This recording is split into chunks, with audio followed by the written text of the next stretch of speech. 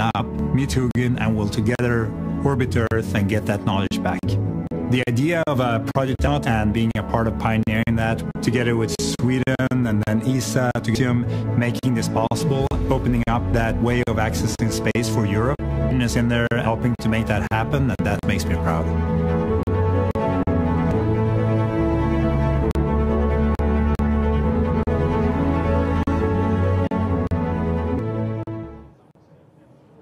I'm joined now by Daniel Neuschwander, Director of Human and Robotic Programs for ESA. Welcome, another exciting moment, milestone in Swedish history, in ESA history. ESA just launched this reserve astronaut program.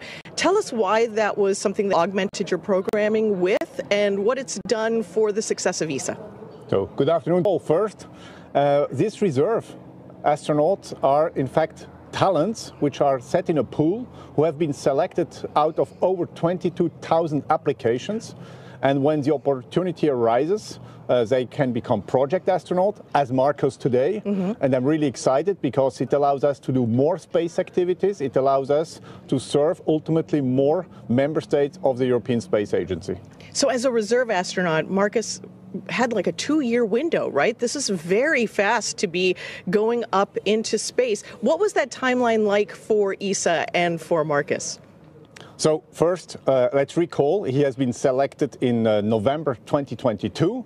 We are now in January 2024. It hasn't even been 2 years, right? Space Center. It's 1 year and 3 months. Yeah. It's so exciting. I think it shows that we can really be fast. We can really be fast when we want. I should also thank all the actors who made it happen, because it really required an alignment of the planets, literally. Let me first start by thanking Sweden, who took the decision to finance this mission. Let me thank industry, who made it happen, Axiom notably, but ultimately also my team, because there is also a big scientific program behind the mission of Marcus. Yes. And his training for him, and it was a game changer, and I'm happy to be here today. Well, let's talk about that game-changing research. He has 14 days on this mission, very aggressive portfolio that he's going to be chasing to make sure that he's doing all that. Tell us some about those goals, some of those projects he's working on, and what ESA's looking forward to when he comes back. So first and above all, our main objective is to bring forward science very clearly. We have multiple disciplines here. It starts, for example, with bone health. To give you one example, it goes then over to technology demonstrators. So we really cover our different disciplines: human physiology, biology, material science, up to techno demonstration. So I think this is really a very nice program.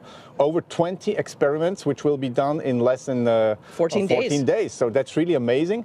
And on top of that, let's also not forget the second objective, which is about education, which is about outreach. And Marcus will do here a great job. And Marcus has such enthusiasm and such energy. So, of course, people who are going to be tuning in for that educational outreach will be, of course, inspired by his journey and by the work that you're all doing. What is the next step for ESA? Where are you going next in this private astronaut missions and commercial projects?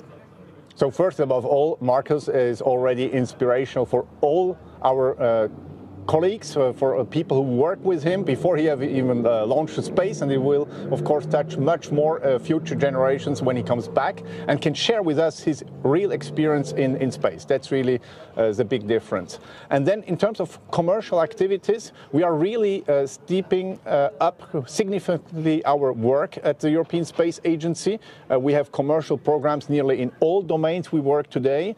In exploration, we definitely want to have more commercial actors when it comes also to our transport delivery missions.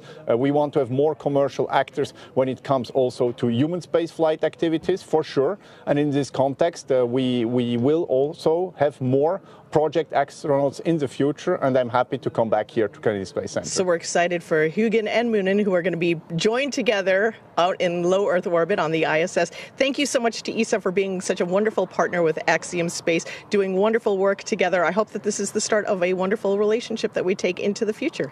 Thank you. Looking forward.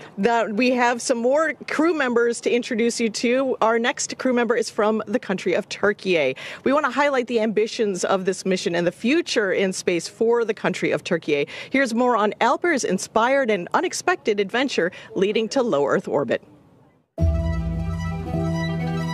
When I was 5 years old or 6 years old, I was in our village.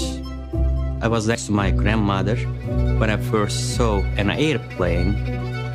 I immediately told her, I want to be the driver of that plane. I have always been amused with the feeling of being able to do any kind of maneuver in the sky with wings. The most that I could make it so far was 51,000 feet. I'm really wondering how I'm gonna feel like when I look at the blue earth with my bare eyes. It is gonna be an amazing feeling being able to fly in a space without any wings. Space has never been a part of my dreams, ever. Because as a country, we were completely out of this field. So when it comes to space, when I saw it in the documentaries or the movies, I would always immediately encourage myself, hey, that dream belongs to other nations. 10. ve son hedefimiz, evet, bir Türk vatandaşını uzaya göndermektir.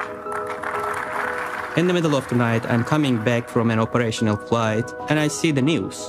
It is our president announcing their monumental decision to send the very first Turkish person into the space on our centennial history. For a country like Turkey, it's important. That is just opening a curtain which has always been blocking the dreams of our children.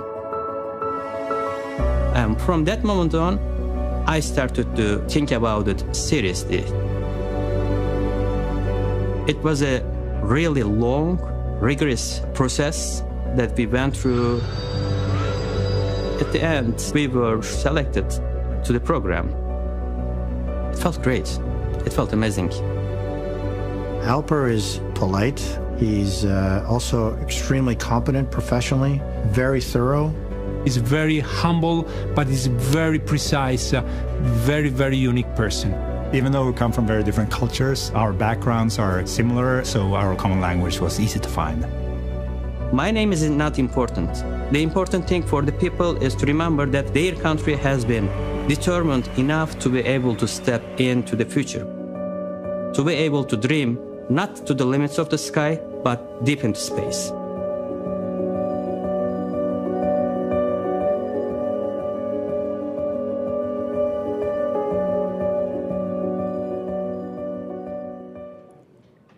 I'm joined now by Mehmet Fatih Kacar, the Republic of Turkey's Minister of Industry and Technology. It has been an absolute pleasure to work with your country and with Alper. He is inspiring, he's poetic. Tell us about this mission and what it means for all of the country of Turkey. Actually, this is a very historic and proud moment for our country, and it's also a testament to our nation's advancement in science and technology. It's the first manned space mission of our country, and I think that this is not only a significant milestone in the history of our country, but also a very strong source of inspiration for Turkish children and youth. Now, the country of Turkey has been involved in human spaceflight in the research category for over 30 years. You've been doing all of this aggressive research in space and low Earth orbit. Tell me about the research that Alper is going to be continuing and what kind of portfolio of opportunities that you're going to be working on over the next 14 days. Actually, as Turkey, we are very experienced in space technologies. We are developing and manufacturing our own satellites, our own observation, and also communication satellites. And also we can develop and produce the rockets to reach the space. But when it comes to manned space missions, it's now the very first time for us. And this mission will be also a scientific mission. Alper Gezeravcı will conduct 13 different scientific experiments at ISS. All experiments are prepared by Turkish scientists, and we think that those scientific experiments will serve the scientific literature in the world. And some of them are on biology and genetics, and some of them are also on material science, but all of them are very innovative, and we will wait for the results of those scientific studies very soon. That's the wonderful thing about these short duration missions, is that research comes back immediately for all the data to be processed. We're going to be talking a little bit more with Lucy Lowe, our chief scientist, in a couple of minutes about the entire portfolio of this mission. It's exciting work, and I can't wait to get into it. So you talked a little bit about the 30-year history. We talked about the research that's been ongoing. Talk to me about what the future of human space exploration looks like for the country of Turkey. Actually, as Turkey, we are working on the national space program, and we have very assertive targets for next 10 years on space technologies. This is a manned space mission, but we also have some unmanned space missions. We aim to reach the moon with a space system developed and again manufactured by Turkish scientists and engineers. And after this mission, we will send the second Turkish astronaut for a suborbit flight, and then we hope that we will have many different manned missions next year. Well, you're doing wonderful work. You've accomplished so much. It's been a pleasure to have you, Alper, the entire country along with us. I cannot wait for this historic moment for all of these wonderful countries and partners. Thank you so much, and go AX-3 and go to the country of Turkey. Congratulations. Thank you so much, and we thank you all and all partners in this historic mission. Indeed, indeed. We have one more crew member to introduce you to, and that is our commander. Michael Lopez Alegria is the commander of this historic AX-3 spaceflight mission. He is an icon, and we are proud to have him leading the way.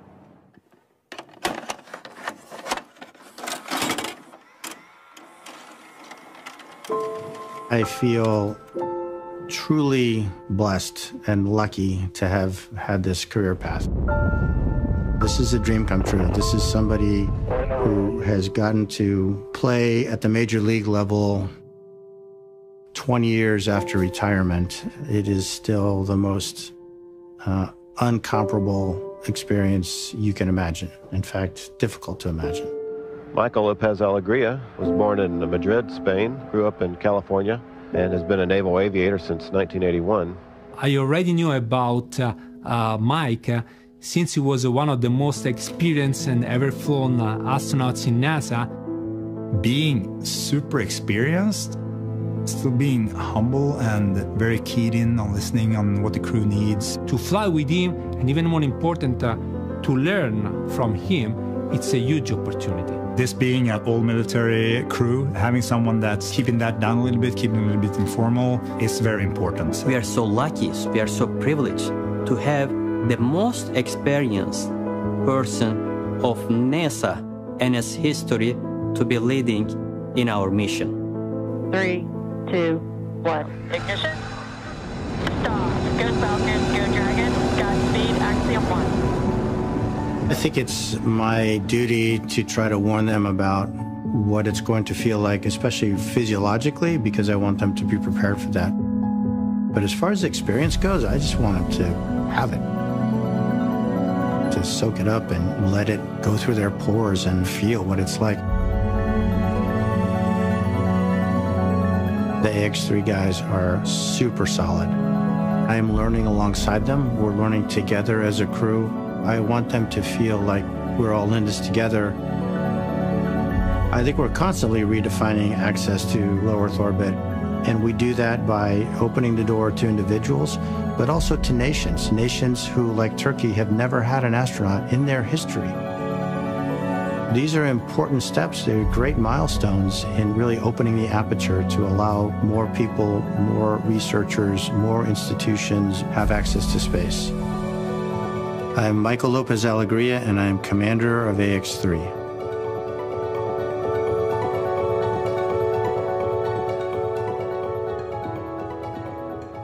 The AX-3 crew has been a pleasure to support. It's been an inspiring journey to watch as Michael Lopez Alegria's leadership really kicked in with this crew as they learned together. And I think all of our partners are really, I want to thank them for helping us learn more about each of the astronauts and their countries and their missions over the last couple of minutes. From the whole Axiom space team, we send our own well wishes. Go AX-3. Ronnie, back to you. We are currently T-minus 1 hour and 21 minutes away from launch as the AX-3 crew awaits its 4:49 p.m. Eastern liftoff from Launch Complex 39A at Kennedy Space Center. Right now, the all-European crew is safely inside the Dragon capsule, and the side hatch was closed for flight at around T-minus 2 hours and 19 minutes. As we heard a few minutes ago, we've already gotten that good call-out that the hatch leak check was successfully completed. We're standing by right now for a post-ingress crew briefing, which should be held sometime in the next few minutes. That's where we'll give the crew any important updates about things we're tracking that could impact our countdown today. But the good news is that weather continues to be go for launch and any contingencies if needed. Right now, our closeout crew is doing final preparations. Next up, at T-minus 45 minutes, our launch director will poll the team for propellant load. Just a few minutes later, the crew arm will begin to retract, and a few minutes after that, at T-minus 39 minutes, the launch escape system will be armed. Propellant load should then begin at T-minus 35. So far, it has been a smooth countdown, and everything is on track for an on-time liftoff a little bit more than an hour from now. With that update, I'll hand it back to you, John. Thanks a lot, Ronnie. Well, Kate, as we watched the video earlier and we heard, this mission really represents 3 very different paths to this moment for this whole crew. But yet, here all of them are in their final preparations for an entirely new journey, both personally, professionally, and culturally. Quite honestly, I don't think missions like this ever get old for me. Yeah, I mean, how can they? Every crew is a different team, and every team has their own dynamics, and it's just incredible to see how people that were 4 strangers come together and be such a close-knit, really, flight family. Yeah, and watching their interviews together, too, you can see that they're prepared, but they're also so humble. And I think that's what's really appealing about this and inspiring about this is it's not about them individually. It's about the team and what they represent for their countries and what they're doing on orbit. So while they're looking at that work doing on orbit, we know that a lot of that is training for their research, right? That really puts into sharp focus just what all this preparation has been for. Training the crew to conduct their research efforts is one piece of this puzzle. But another aspect to a successful spaceflight mission is the effort behind the scenes. Preparing the research payloads, writing the procedures, and coordinating all of the logistics for that research to be loaded and flown to space. To be successful, that entire effort requires an army of dedicated and talented team members. For organizations considering a research study in microgravity, or for entities looking to demonstrate a new capability off-planet, Axiom Space is built to do just that. We're a company that's focused not just on flying people, but really creating the markets, creating the products, creating the services, creating the reasons to be in space. And when you provide that access, you say, what is it that you need in space? We can help you get that. Axiom's objective is to increase access to countries and people and investigators to go to orbit. We want to have more folks interested in commercializing space, to actually use it as a tool and develop products that might be used here on Earth. We can do all the research certification, all the research preparation work that's needed. We can do the integration for those payloads, which means that you get all of the hardware and the software and the crew procedures and the crew training together. We can do the cargo services where you pack everything in kits so that when the crew opens them on orbit, they have everything they need for a certain project. We have some amazing partners that we're working with. National Stem Cell Foundation is actually doing research on Parkinson's and MS. The Sanford Stem Cell Institute is doing tumor organoid research. Our ability to really accelerate the development of those proof of concept studies provides an opportunity for us to help people see science from a completely different perspective and to really do things with more flexibility and get as much science as we possibly can out of each one of these missions. These are the differences that we're seeing with commercial space stations and private astronaut missions. When I think of building commercial markets in low Earth orbit, we're really expanding the definition of global to include 250 miles up.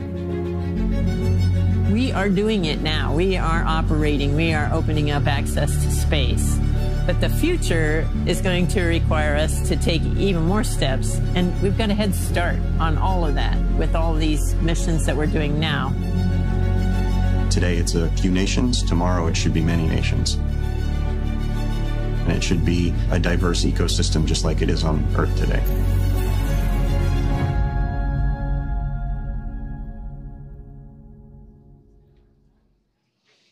Of course, a significant amount of the research and experiments performed in orbit need to be brought back, as Dragon is the only spacecraft currently flying that is capable of returning significant amounts of cargo to Earth. Whether it's returning time-sensitive experiments from the ISS or bringing back science performed inside the spacecraft while on orbit, Dragon safely returns it home. While docked with the ISS, Dragon can also act as a lab, providing extra room for astronauts to perform their work. And when the ISS is fully booked, Dragon even serves as an extra bedroom when necessary. In fact, NASA astronaut Mike Hopkins, as you see there, adding his name, his signature to the patch, commander of the Crew 1 mission, he slept inside Dragon Resilience during his entire 6-month stay aboard the station. Look at that view. Imagine having that every night from Dragon's cockpit right before bed.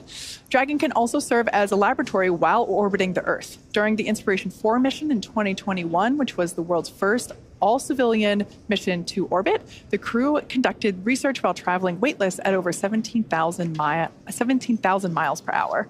On the Inspiration 4 mission, Crew Dragon's cargo capacity was allocated for both crew essentials as well as scientific equipment dedicated to microgravity research and experiments.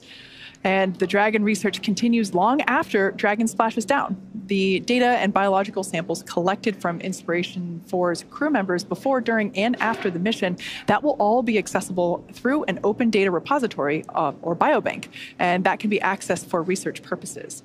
While Dragon is responsible for delivering sensitive research and samples, that's just part of the story. For this mission, Dragon is also carrying something for the right-brained hemisphere of the brain. Yeah, I love that, Kate. You know, it's really easy for us to make this connection between STEM and spaceflight. But over the last few years, we've been seeing a shift, right, from just STEM to also STEAM. And that includes the arts. We're putting more emphasis on those things that are so human. So today's teachers, you know, they have to teach the values of both the importance of arts and engineering, because arts will always have a place in space. It's an essential element of culture, an essential element of exploration. Absolutely. So for this mission, SpaceX, for your awareness, closeout team has departed the crew arm.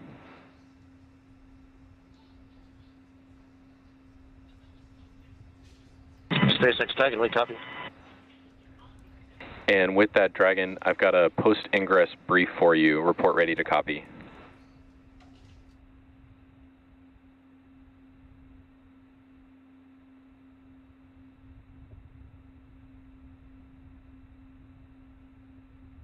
Ready to copy.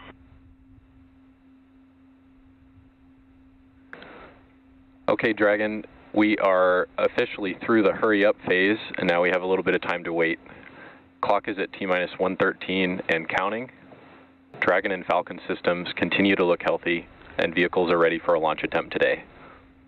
Weather continues to look great, and we'll keep you updated if anything changes. How copy so far? Very pleased to copy all so far, Jake.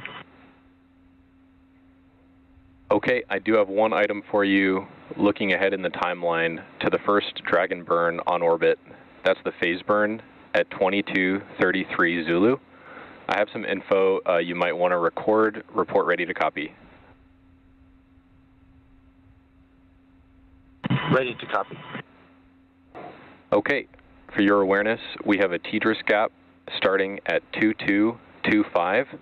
That's 11 minutes before the phase burn, and it ends at the same time the burn ends. That's 2242. The impact is that we in Hawthorne will not have live data or comms during the burn. That said, pending successful on-orbit Draco checkouts, we will be taking the burn and will rely on onboard vehicle automation to halt the burn if necessary. After the burn, we'll get a data dump and catch back up with the vehicle. It's not unprecedented in our flight history to not have data during the burn, but I'm letting you know. How copy? Okay, give us a minute here, Jake. Sure thing, and let me know if you'd like any of that repeated.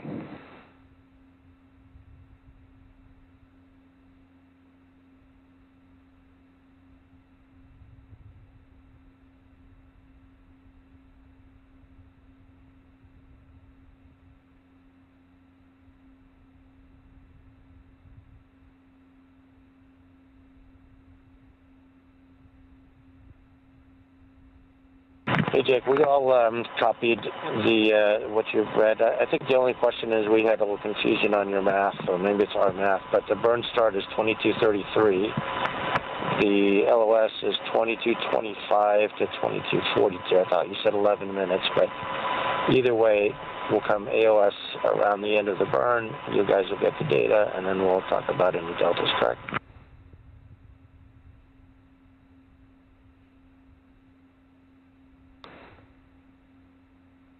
Okay, I understand the confusion. I called burn start 22:33. It is actually 22:36. That's my mistake, and explains the 11-minute gap then between 25 and 36.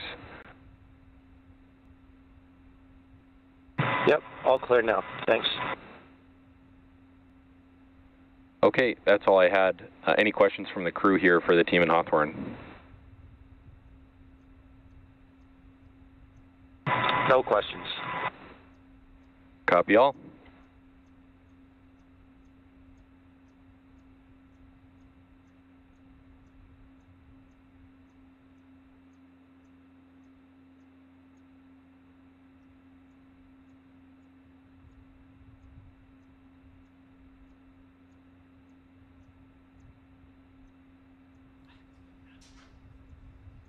All right, so that was the post-ingress crew briefing. That's the opportunity for SpaceX Core, which is the crew operations and resource engineer, to relay any important information to the crew, as you see seated inside Dragon Freedom. We do this every launch, and that was actually a great example of why we do this and like the structure of those briefs and communication. So RP1 bleed has started. Jake Vendel, the SpaceX Core today basically was saying really good news. Everything is looking healthy on both vehicles, Falcon 9 and Dragon, and the weather looks great. That is music to our ears on launch day. He also gave the crew an update on the timeline regarding an expected loss of signal right around the phase burn, which is one of the burns that Dragon performs in order to reach the International Space Station. And you heard Core say how copy, and then crew basically processed that information and said, wait a minute, we have a question, and so I thought that was a really good example of why we do what we do whenever we have these back and forths, because sometimes something gets misread or something is not understood, and it's absolutely critical that we have clear communication to make sure that everybody is on the same page and is expected. So all in all, really good post-ingress brief. Like I said, all music to our ears. So everything is looking good for our liftoff in just under 1 hour and let's see, we're looking at 1 hour, 8 minutes and 45 seconds. That's a perfect recap, Kate. You know, for something like that, that really emphasizes how we're going to get into the future together, into low Earth orbit and beyond, right? So for Axiom Space, our future is Axiom Station. In the last few years, our team has grown from a few hundred engineers to now over 1,000. Our designs have gone from concept to mock-ups to the machining of flight hardware. So here's how our future is taking shape. There's sort of two philosophies in aerospace. One is you sit around and you think about requirements and you think about what you want to build. Or you build something, you test it, you figure out what works, you build another generation. We really believe at Axiom Space, the path to building something that doesn't exist in the world is you've got to start building prototypes. We sit and think about what we want to build for a little bit, but then we just go build the thing, test the thing, fire the engine. Our role really is to lead the way. A year ago, walking into this facility, you didn't see nearly as much hardware as you see today. Full-scale mock-ups, training hardware, flight hardware. Axiom was created to build a space station, and that's exactly what this team is doing.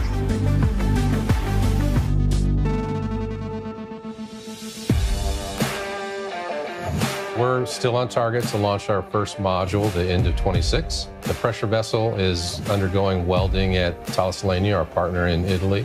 There's some of the largest forgings in the world. There's only a couple places in Europe that could even forge some of the pieces. The pressure vessel will arrive in Houston, and then we'll do all the final outfitting at our spaceport facility. And in the 50-year history of human spaceflight in Houston, it will be the first human-rated spacecraft ever built in Houston. Our teams are building all the other things. the life support system, guidance and navigation. We're building our own propulsion system. Our philosophy is to keep as much engineering in-house as possible. It allows us to have long expertise over a long time because we want to be building modules and adding to our space station for years and years.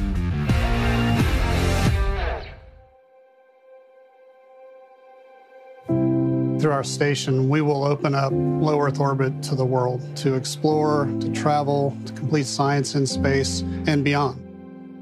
Microgravity represents this enormous natural resource, and we think there are things that we can do there that lead to medical breakthroughs, material breakthroughs, and leads to a better world for everyone. It's the ability to produce the highest quality of parts, materials, biological media, in an environment that is nearly pristine. Behind this is the Earth Observatory. We will fly it as part of the third module that goes to the International Space Station. And then the International Space Station robot arm will actually move it and position it underneath HAB1. So it will have this fantastic view of the Earth through the largest space windows ever attempted. This is as close as you can get to actually doing an EVA in space. We talk about the overview effect, where crews come back and see the world in a different sense than they did before. And I think this is where you can really contemplate that whole experience.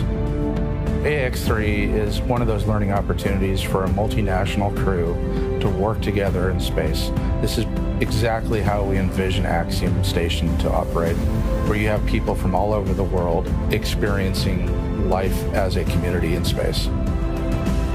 Every morning when I walk into this building, I'm inspired by the work this team is completing. It's just a wonderful feeling seeing so many people excited about the prospect of launching the first commercial space station. If we're going to make a sustainable presence outside of the Earth biome, this is how we have to do it. Axiom Space is a continuation of a human need to explore and to move humans into the cosmos.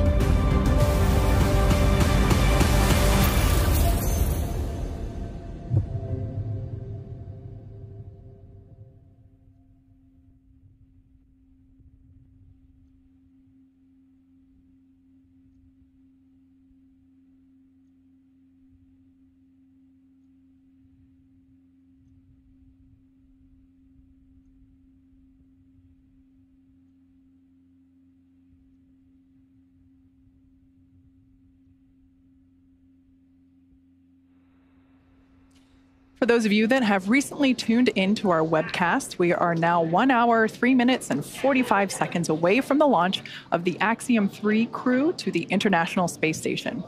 Joining us now from ISS Flight Control Room at NASA's Johnson Space Center is Courtney Beasley. Welcome, Courtney. Hi, Kate and John. I'm happy to be joining you guys today, and we are looking forward to launch from Mission Control Houston. Courtney, we're so happy to have you guys here today. We're happy to be together in this room and talk about this crew. AX-3 is the first, all European crew. This is a historic flight for them. It's a historic flight for Axiom and NASA and SpaceX. This is an incredible group. They've worked diligently, both individually and together, to get to this moment. They're representing, across the four of them, 5 different nations. As we mentioned, they've trained extensively as a team, but now they're ready to be a part of that effective and contributing ISS team. Yeah, as we mentioned before, Michael Lopez Alegria is the first repeat flyer in the Dragon program history, which... SpaceX Dragon for cabin temp.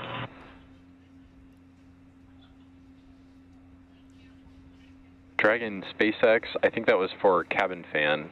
Go ahead. Actually, Jake, it was for cabin temp, and we're feeling just a little bit on the cool side here, wondering what the options are for warming it up. Copy. Understood. We'll take a look at it. Thank you. All right, some quick back and forth there with the crew and SpaceX Core, basically just asking to if there's any options to warm up the cabin. They're a little cool. As I was saying, MLA, our commander today, he is our first repeat flyer in the the history of the Dragon program, which I guess means that we have to make a frequent flyer member club of some sort. I think you need to give him a punch card for this, and he's no stranger to Dragon, as we're going to look at now. So the voice you heard there, like Kate just mentioned, Michael Lopez Alegria, or MLA, who is no stranger to human spaceflight. He's actually a dual citizen of the United States and Spain, and AX-3 marks his 6th mission to space, having completed 3 space shuttle flights and a Soyuz mission as a NASA astronaut, prior to commanding AX-1 with Axiom Space. MLA holds the NASA record for both the total number of spacewalks and the cumulative amount of time spent conducting spacewalks. In 2020, he was inducted into the U.S. Astronaut Hall of Fame, and today, when he's not in low Earth orbit, MLA serves as Axiom Space's chief astronaut. Our pilot on today's flight, Walter Villadei, is from the Italian Air Force and is taking his inaugural trip to low Earth orbit. Villadei currently serves in the Italian Air Force and as head of the Italian Air Force's representative office in the United States. He has completed cosmonaut training as a space engineer, participated in multiple analog training. Dragon SpaceX, for a different topic, we are about to send a command to cycle the orbit tank ISO valves to equalize low flow pressure. You should hear it. How copy?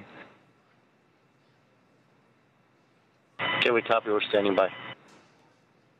All right, just notification there to the crew. And Dragon, I've got an update on the cabin temp, and it's not necessarily favorable. There's not much we can do at this point from the ground, especially anticipating the heating that will incur during ascent.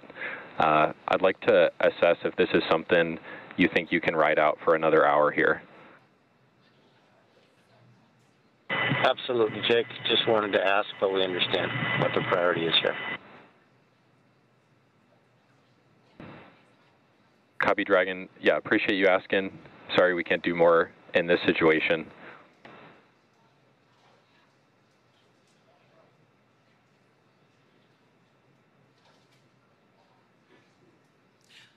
Back to Walter. He has completed cosmonaut training as a space engineer, participated in multiple analog training missions, and flown a variety of aircraft and missions as an active flight engineer in the Italian Air Force.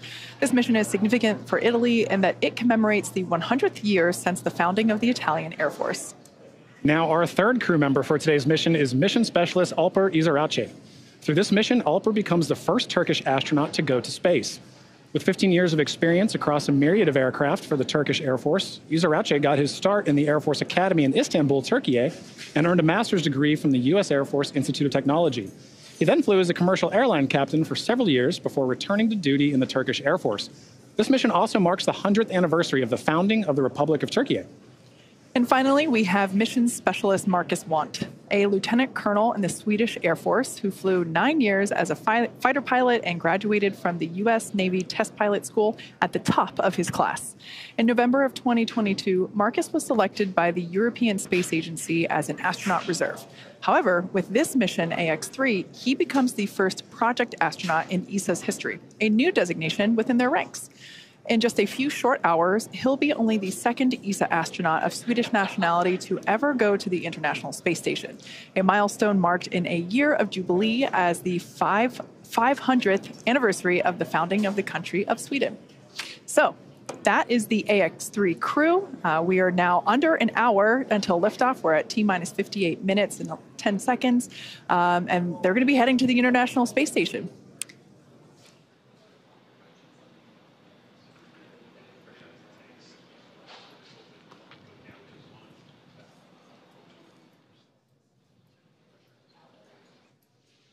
All right, and with that, let's check in with NASA's Courtney Beasley. Thanks, Kate. I'm here in the International Space Station Flight Control Room at NASA's Johnson Space Center, where teams staff this room around the clock to monitor the crew and systems aboard the orbiting laboratory. And today, they're ensuring that the station is ready to receive Dragon and the AX-3 crew.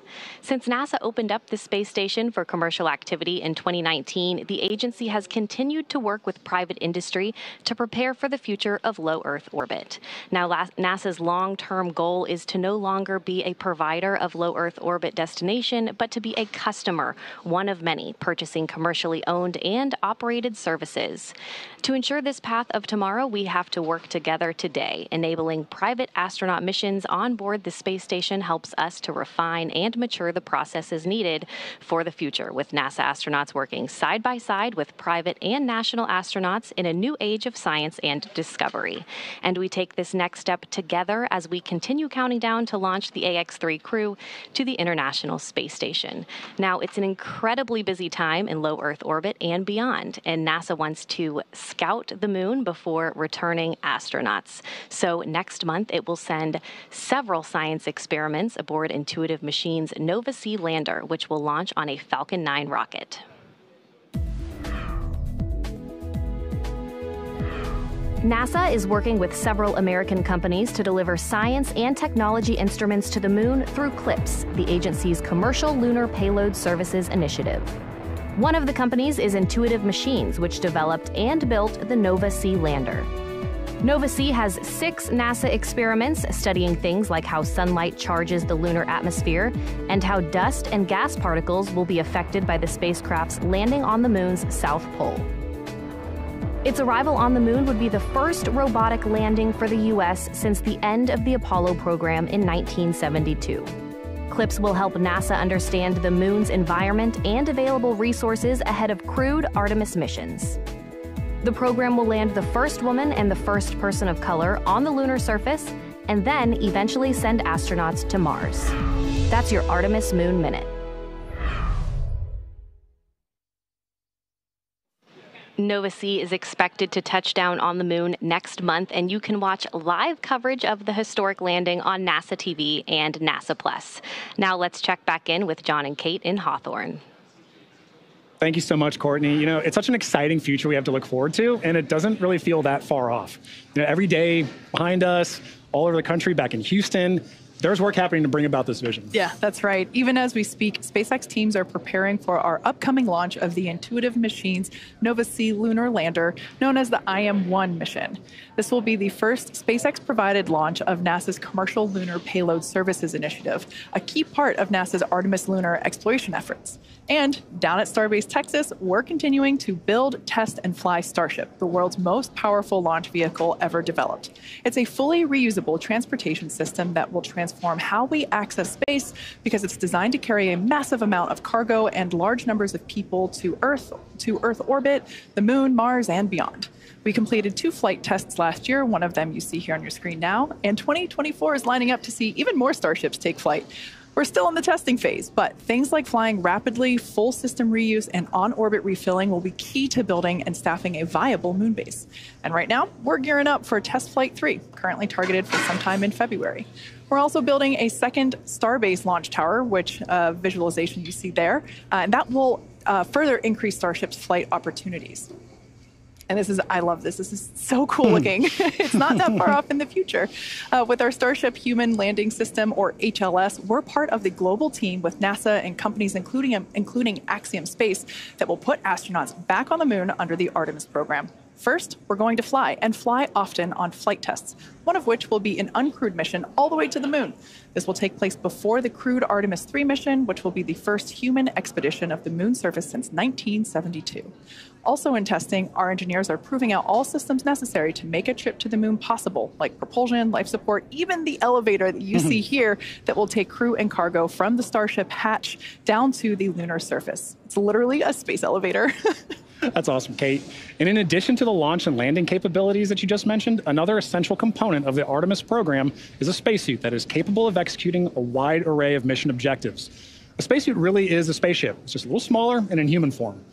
So, in order to develop a lunar spacesuit that meets all of the objectives for Artemis, Axiom Space is building the Axiom Extravehicular Mobility Unit, or Axiom-U, back in Houston, Texas. Our next-generation spacesuit is built to provide greater flexibility and mobility, allowing astronauts to work on the moon in ways that were not possible 50 years ago. We've also put a strong emphasis on modularity, meaning that the Axiom-U suits will support a wide range of body sizes and types. From the hand-built soft goods to the life support, advanced avionics, and communication systems, this entire Axiom-U system is built with integrity and care from head to toe. And I'm truly honored to say that I'm a small part of that amazing team. Leveraging years of this human spaceflight experience and partnering with numerous industry leaders, Axiom Space is ensuring that the Axiom U allows astronauts to succeed on Artemis and beyond. There's so much to look forward to with this groundswell of focus on the moon. It's just incredible that humans are finally going back to the moon, and the efforts of SpaceX and Axiom get to play a vital role in that. I know. I love that we get to be a part of this in our generation, right? Like, this is what commercialization of space looks like. It takes cooperation, it takes coordination, and a lot of dedication. And AX-3 is a critical step in demonstrating those core components. Absolutely. Now, for those that have just recently joined, we are now about 51.5 minutes away from launch. The clock continues to count down to the launch of AX-3. So let's share some of the highlights of the day that got us to where we are now. Exactly. So crew wrapped up their quarantine phase, taking a flight from their quarantine facility at Kennedy over to Kennedy Space Center. You can see them there on the helicopter as they think about their flight and pass over the Cape. And what I think is really cool about this is they get to see their vehicle from this perspective too as they come in, right? Yeah. And at this point, you know, they're going to touch down, they're thinking about their mission, and then they get to wave to their families. They get to see, they haven't seen them in so long, they get to wave to them, have a final goodbye. And at this point, this is where we really hand over to SpaceX to complete the rest of the day. Yeah, absolutely. Man, look at those smiles. Everyone is excited, as they should be. Yeah. So after they arrive and after they're handed over to the crew, they go through a series of events such as putting their suits on. Obviously, they take a ride up to, here we can see there. This is the moment where they walked out of the Falcon support building. This is where our SpaceX suit-up room is located. They stand here, do another wave. Really, this was the first opportunity that we got to see the crew in their suits today. Got in those Teslas and drove up to the launch pad, which is about roughly a half-mile away from where those doors are. I'm always curious what music they're listening to during this ride.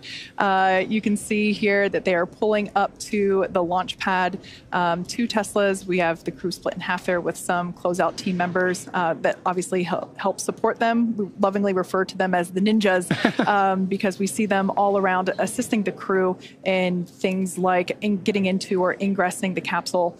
So here, this is one of my favorite moments of launch day when they get to see their rocket up close.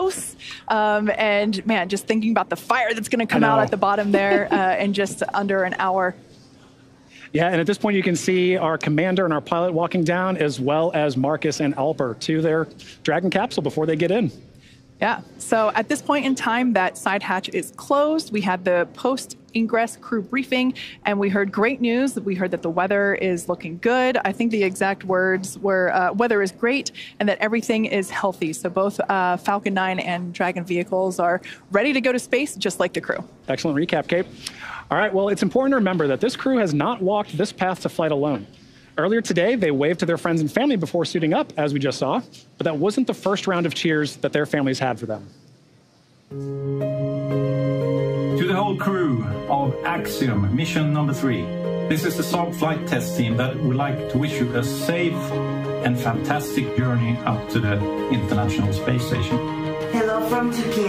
Have a safe space flight. Good luck.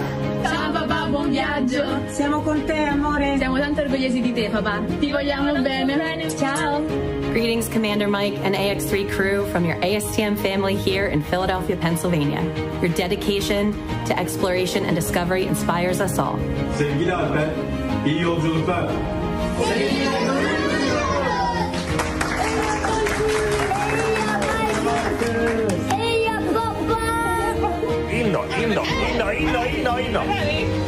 Rymden!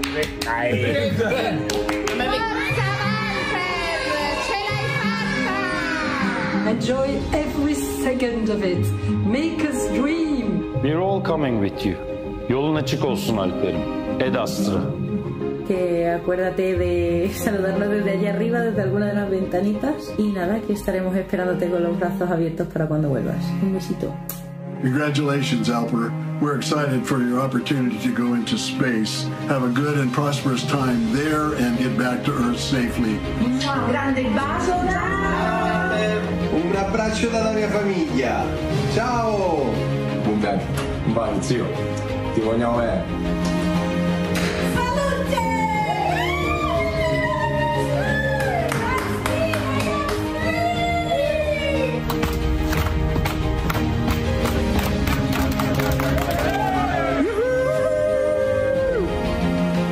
wish you the best of luck and have fun on this life-changing mission. Hey, AX-3 crew. Listen, you guys are about to have a lot of fun. Be sure you get in the cupola a lot. Call home. Actually, call all your friends. And just be sure you tie your sleeping bag down well. I ended up somewhere else one day. It was a hoot. Anyway, have fun. Ad Astra. Enjoy. See you when you get back.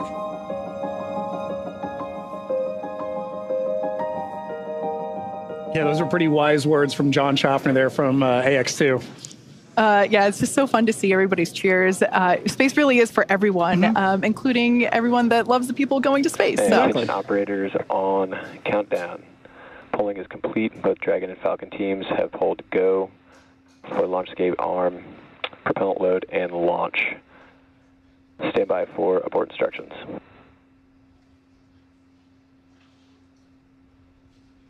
T-minus 45 minutes. Both control rooms go into lockdown and remain in that state until the launch escape system is disarmed. All operators are to remain at their console and maintain a sterile cockpit until MD confirms successful disarming of the launch escape system following orbit insertion or propellant offload in the event of a scrub. For non-urgent no-go conditions, brief the CE or LD and they will approve aborting the countdown. For urgent issues affecting the safety of the operation, operators shall call hold, hold, hold on the countdown net. Launch control will abort the launch auto sequence immediately and proceed into launch abort. At T-minus 10 seconds, launch control will be hands-off and relying on automated abort criteria for the remainder of the count. Operators advise the launch director whether structural breakup or fire is imminent or occurring per Dragon manual escape flight rules. Launch control at this time. You may proceed with arming the crew arm for movement. Launch control copies, proceeding with arming crew arm for movement.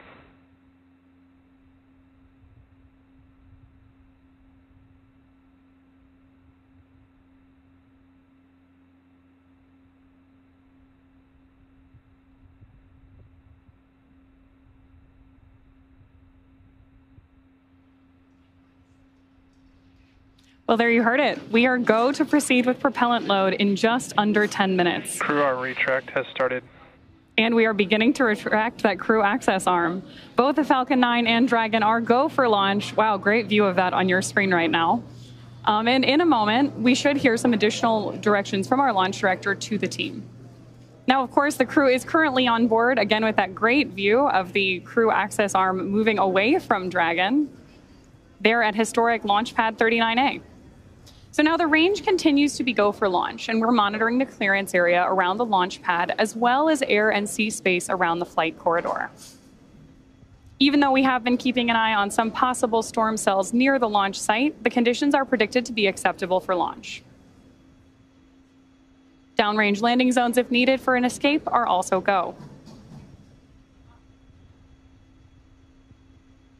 Now, the full retraction of that crew access arm is expected to take about 2 minutes and will be followed almost immediately with the arming of the launch escape system. Crew arm retraction is complete. There is confirmation that that's complete. And with that, I'll hand it back to you, Kate. Thanks, Ronnie. As we heard, the crew access arm is now moved out of the way. It is in its launch configuration. This is one of the last physical changes to the pad that we will see prior to the liftoff of the AX-3 crew. The next milestone that we have coming up will be arming of the launch escape Dragon system. SpaceX, with that, you are go for Section 6, close visors, and arm launch escape system. SpaceX Dragon in work. All right, so right now the crew is activating the launch escape system. They're using the tablets there, the touchscreen in front of them. This system is the first of its kind escape system. It provides the escape capability all the way to orbit. It is our SpaceX Dragon visors closed, arming launch escape system. SpaceX copies. We take every measure possible to ensure the crew has options at all times, including an escape in the worst of scenarios. It is our most solemn duty to make sure the crew gets home to their families. And we're here now seeing the like we said, the crew is activating the launch escape system. If engaged, it would utilize the Super Draco engines, which are basically extra powerful versions of the Draco engines that Draco uses while on orbit. So generally speaking, we don't want to activate the Super Dracos, but they're there in case if necessary. So launch escape system arming is now underway. But let's talk a little bit about the control rooms that we are operating. Launch escape system is verified armed.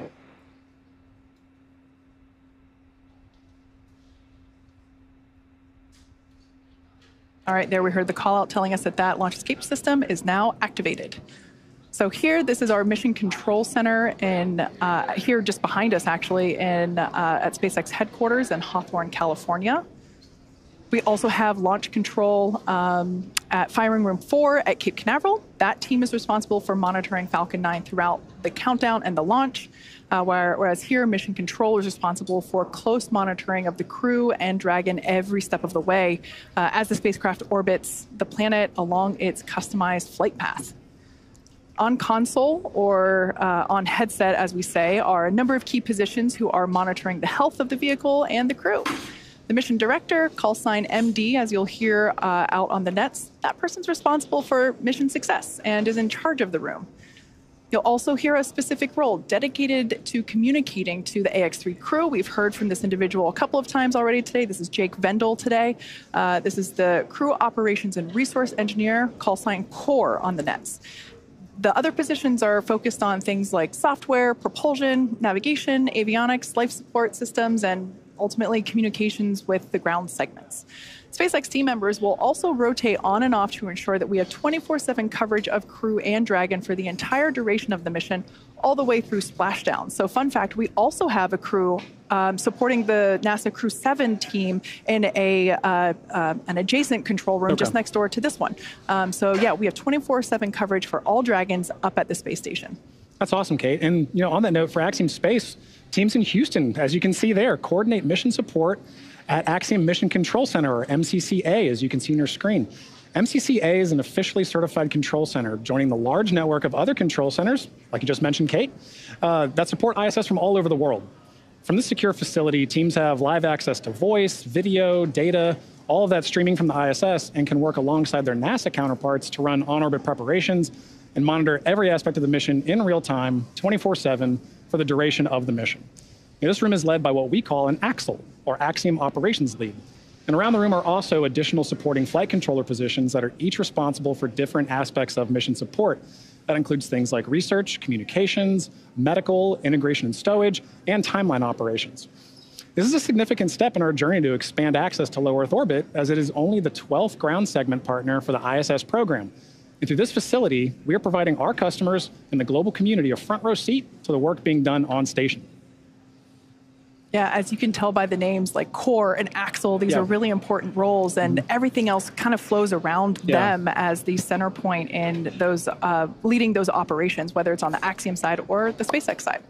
So as we await our T0 in just under 39 minutes from now, the ground operations teams are doing a series of system checks to make sure both the Dragon and Falcon are ready for launch. Let's take a look at what the ascent portion of today's mission will look like.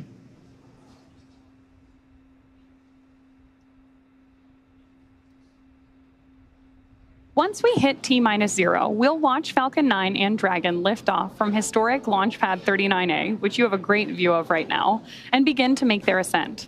At about 43 seconds into flight, Falcon 9's engines will throttle down to help us pass through the period of maximum dynamic pressure on the rocket, or what we typically refer to as max Q. It's worth noting that once we hit max Q, the vehicle will be going supersonic, or faster than the speed of sound. Once we are through the period of maximum dynamic pressure, we can throttle up our Merlin engines again.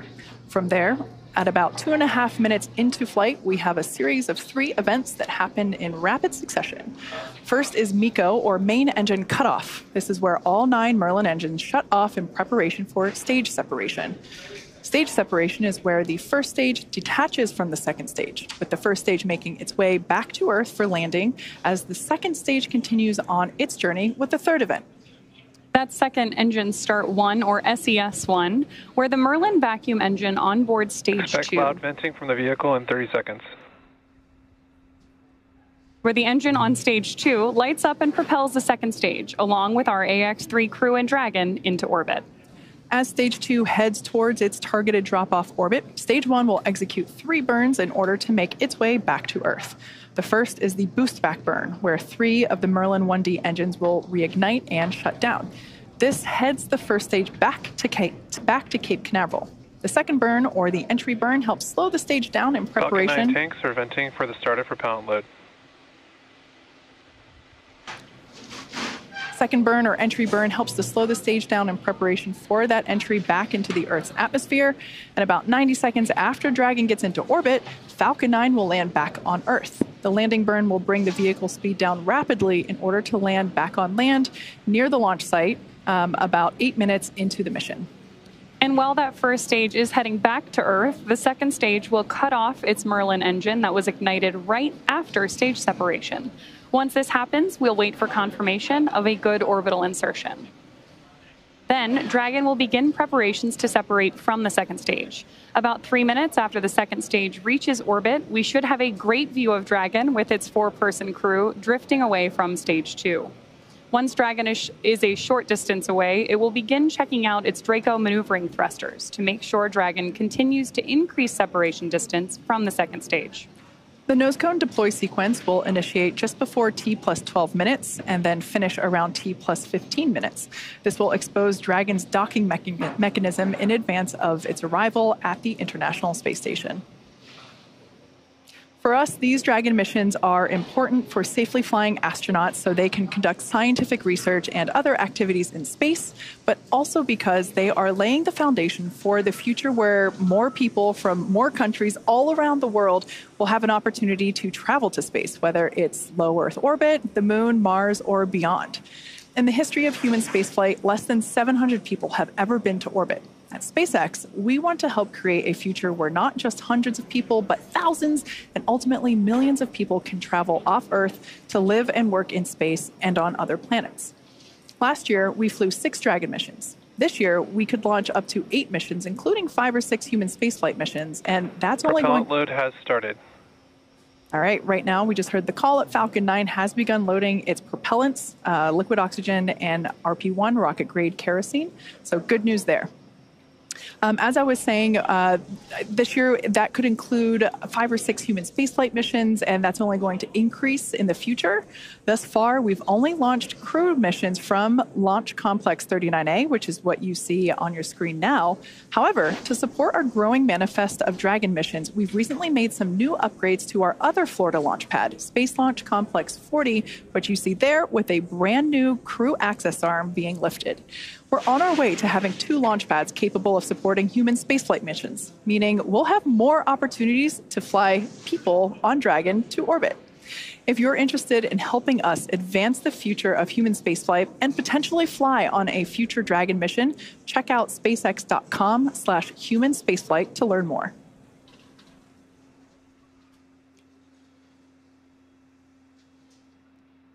All right, so let's talk a little bit about the training that the crew has gone through in order to be ready for this mission.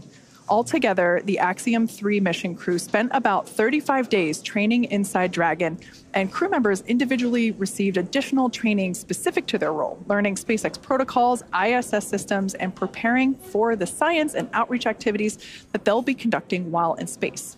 Private astronaut training is rigorous. To prepare the AX-3 crew for their mission, our teams here at SpaceX have spent the last several months teaching the crew about orbital mechanics, how to live in microgravity, and running simulations of full missions from inside our Dragon training capsules. The training program includes nearly 100 different lessons covering all aspects of flight. And if you're thinking it's kind of hard to tell what's the true training and what's the real capsule, that's true, because they're pretty much identical, and that's the point. The team also spent time at the launch pad, in the suit-up room, and working through emergency procedures that would be necessary in the unlikely event of a pad abort scenario. So let's take a further look at this crew in action. Exactly. The crew spent extensive amounts of training time in historic Building 9 at the Johnson Space Center, learning from certified instructors on all critical systems necessary to ensure a successful stay aboard the orbiting laboratory. The team even prepared for unlikely emergencies, like you mentioned, Kate, and learned how to provide first aid in a microgravity environment. Additionally, they learned how to prepare food and make selections for their meals. as well as learning other mission control positions and how mission control operates to better ensure that mission success during their flight. They also had a chance to familiarize themselves with the gear that will enable them to document their trip, their research, and help them connect with those back on Earth during their outreach events. ESA and JAXA also played a critical role in cruise training. Each module on orbit has its own nuances, so gaining insight into the specialties of their racks and modules is necessary, especially for this mission. Extensive training on station navigation, on-orbit familiarization, emergency response, and repetition of walking through processes and procedures all help the crew maximize every second that they have during their flight. Simulating science research, operations, and even discussing how to sleep in space are all necessary lessons on the path to mission readiness. Now, the National Outdoor Leadership School, or NOLS, provides very unique Earth-based experience for many astronauts before they fly. This is really a bonding experience for the crew. It can't be overstated how much teamwork factors into every aspect of their flight together, and this training in particular aims to thoroughly establish that. They also focus on survival skills, resilience, leadership, equally as important as followership, and overall teamwork to ensure they really are more than just passengers on the same rocket. The camping and outdoor adventure provides a solid foundation for the team to build on throughout their training. NOLS was definitely a highlight of this crew's preparation and training, and you can hear it in their voices and see it on their faces when they talk about their bond with each other. Now, you can't truly experience flying into space until you fly into space. But some really unique tools have been developed to provide the closest experience possible. An altitude chamber can challenge the body with oxygen deprivation in a controlled and safe manner, while Stage 1 cryo-helium load has started. While human-sized centrifuges send the crew members for a spin to simulate the G-forces that they'll experience on launch and re-entry. It can be a bit nauseating, but it does help the crew know exactly what to expect on launch day. Now, at the end of it all, a mission patch is celebrated and it is hung in a tradition since the earliest days of spaceflight. So fittingly, as AX-3 heads to the International Space Station, the crew had the chance to be present for the patch hanging ceremony of their mission patch in Building 9 on that module in Johnson Space Center. Spaceflight is a serious business, but moments of levity and celebration like this help everyone pause and reflect on the incredible accomplishments being achieved every day. No matter how many patches join a canvas like this one, each one is incredibly special because of the people who make it possible. The crew and those here on Earth supporting each mission. So now for more on each crew member's portfolio, we're going to send you out to the Kennedy Space Center with Sonia Gavankar-McKay, the Axiom Space Director of Digital Strategy, who is joined by Axiom's Chief Scientist, Dr. Lucy Lowe. Building on the success from AX-1 and 2, now 3 has over 30 experiments, and some of them returning customers. Lucy, good to have you back. This is one of my favorite parts of the pre-launch broadcast because we get to talk about all the science that's happening. There's so much happening. It's over 350 hours of research, which is great. But do we think like this is going to help us here on Earth? Does it really? Absolutely. So everything the crew is doing, it has huge benefits, not only for spaceflight and advancing exploration goals for humanity, but a lot of the research they're doing is really based on benefiting humans down here on Earth, whether it's healthcare, medicine, different kinds of technology applications. Everything they're doing has really tangible benefits to science and technology back down here on Earth. If you had to summarize each of the country's portfolios, how would you do that? Italy, give me some words. They are doing some fantastic technical applications for the Italian Air Force, and they are doing some really advanced biomedical research as well with some of their companies that they're working with. Excellent. Turkey, it's all about bringing all of Turkey together.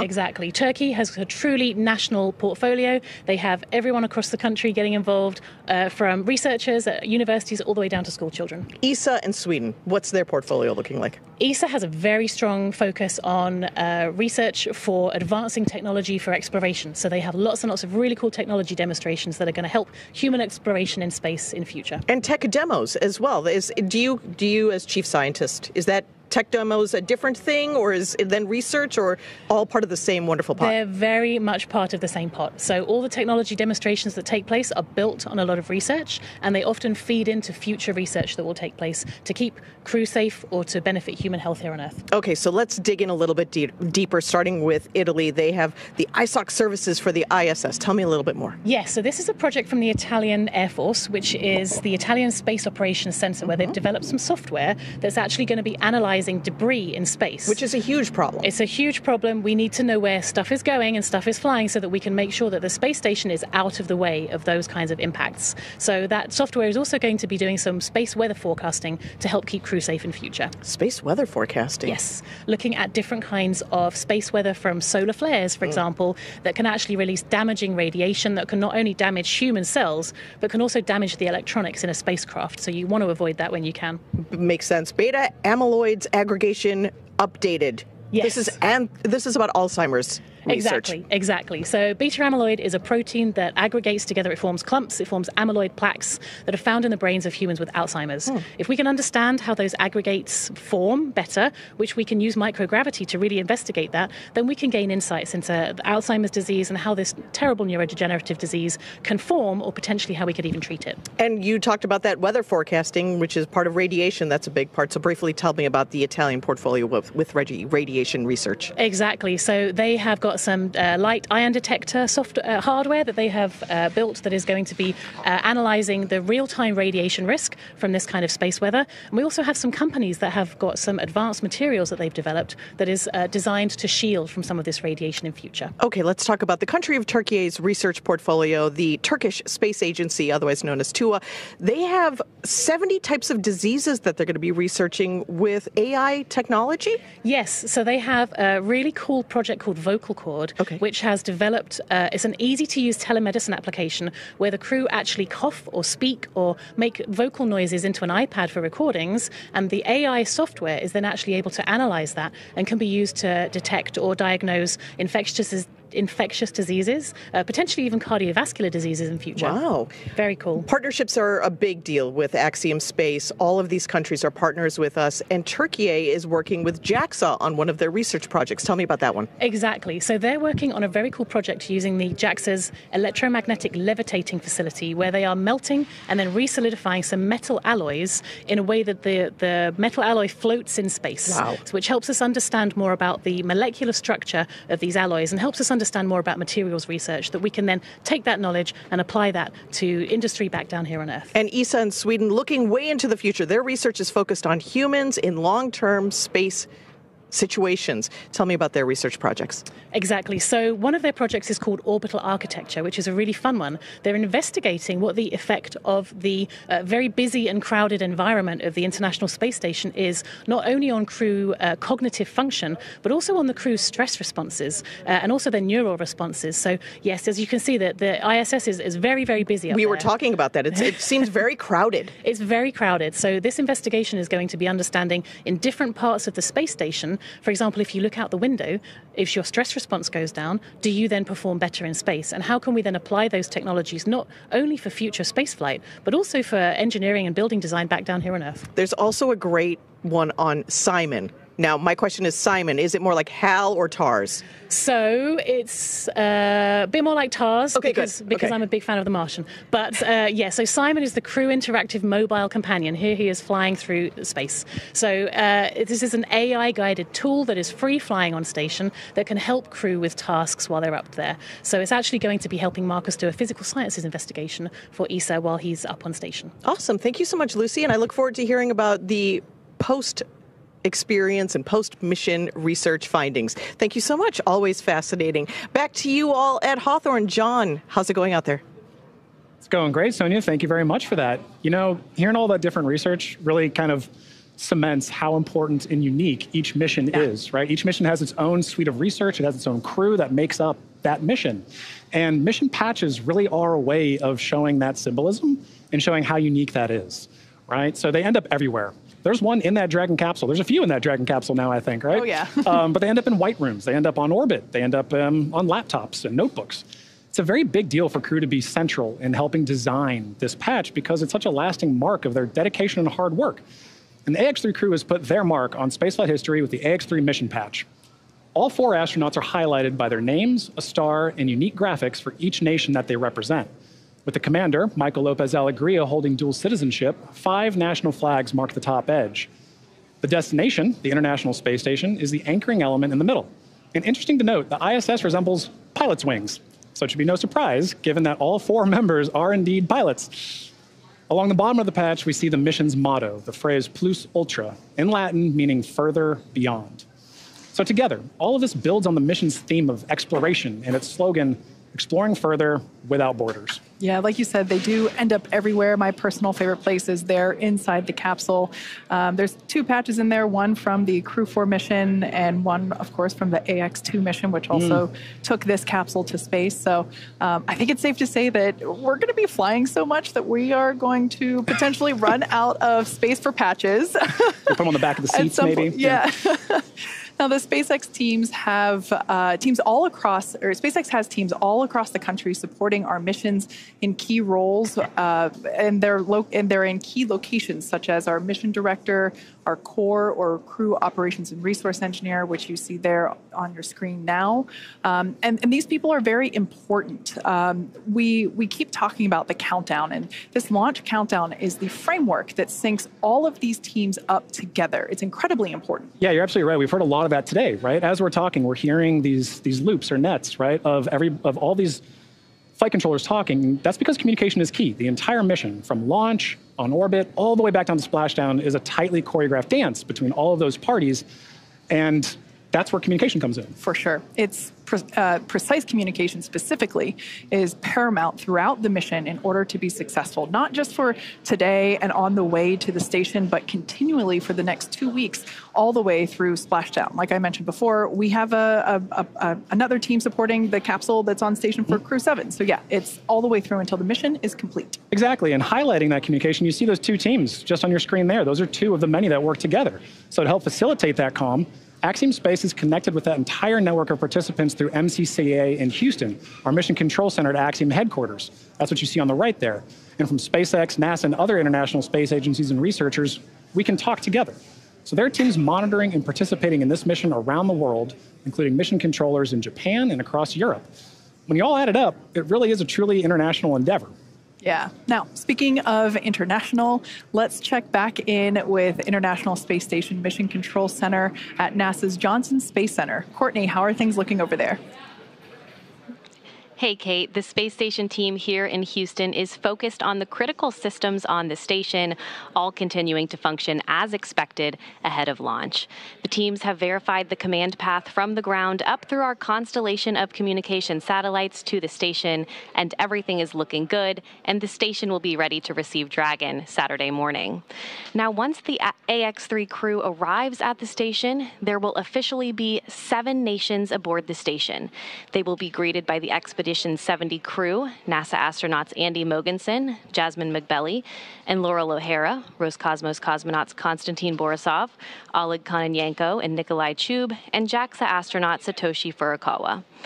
And once Dragon is fully docked to the station, the team here in Houston will assist the Axiom Space and Space Station astronauts with leak checks as they work to open hatches on both the Dragon side and inside the station's pressurized mating adapter. We expect hatch opening to take place approximately 2 hours after docking. Flight directors Diane Daly and Diana Trujillo are on console now, leading flight controllers for launch, and flight director Judd Freeling will lead teams for docking on Saturday. Mission control in Houston is go for launch. Now with that, let's connect with Sonia at Kennedy Space Center.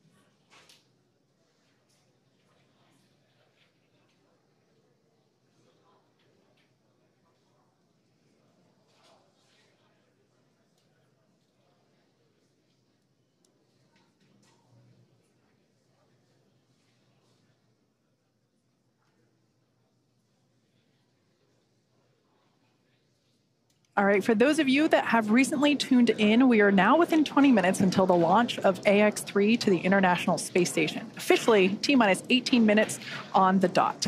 We've had a pretty clean countdown so far today. As I mentioned before, this launch countdown is the framework that syncs everybody together. We have teams in Houston, here at SpaceX headquarters in Hawthorne, California, of course at the Cape itself, firing room 4, and everything is proceeding nominally. The reports that we heard earlier during the post-crew ingress briefing was that the weather was great, although we can see here on our screen a little cloudy, but we see some blue skies through there, so love to see that.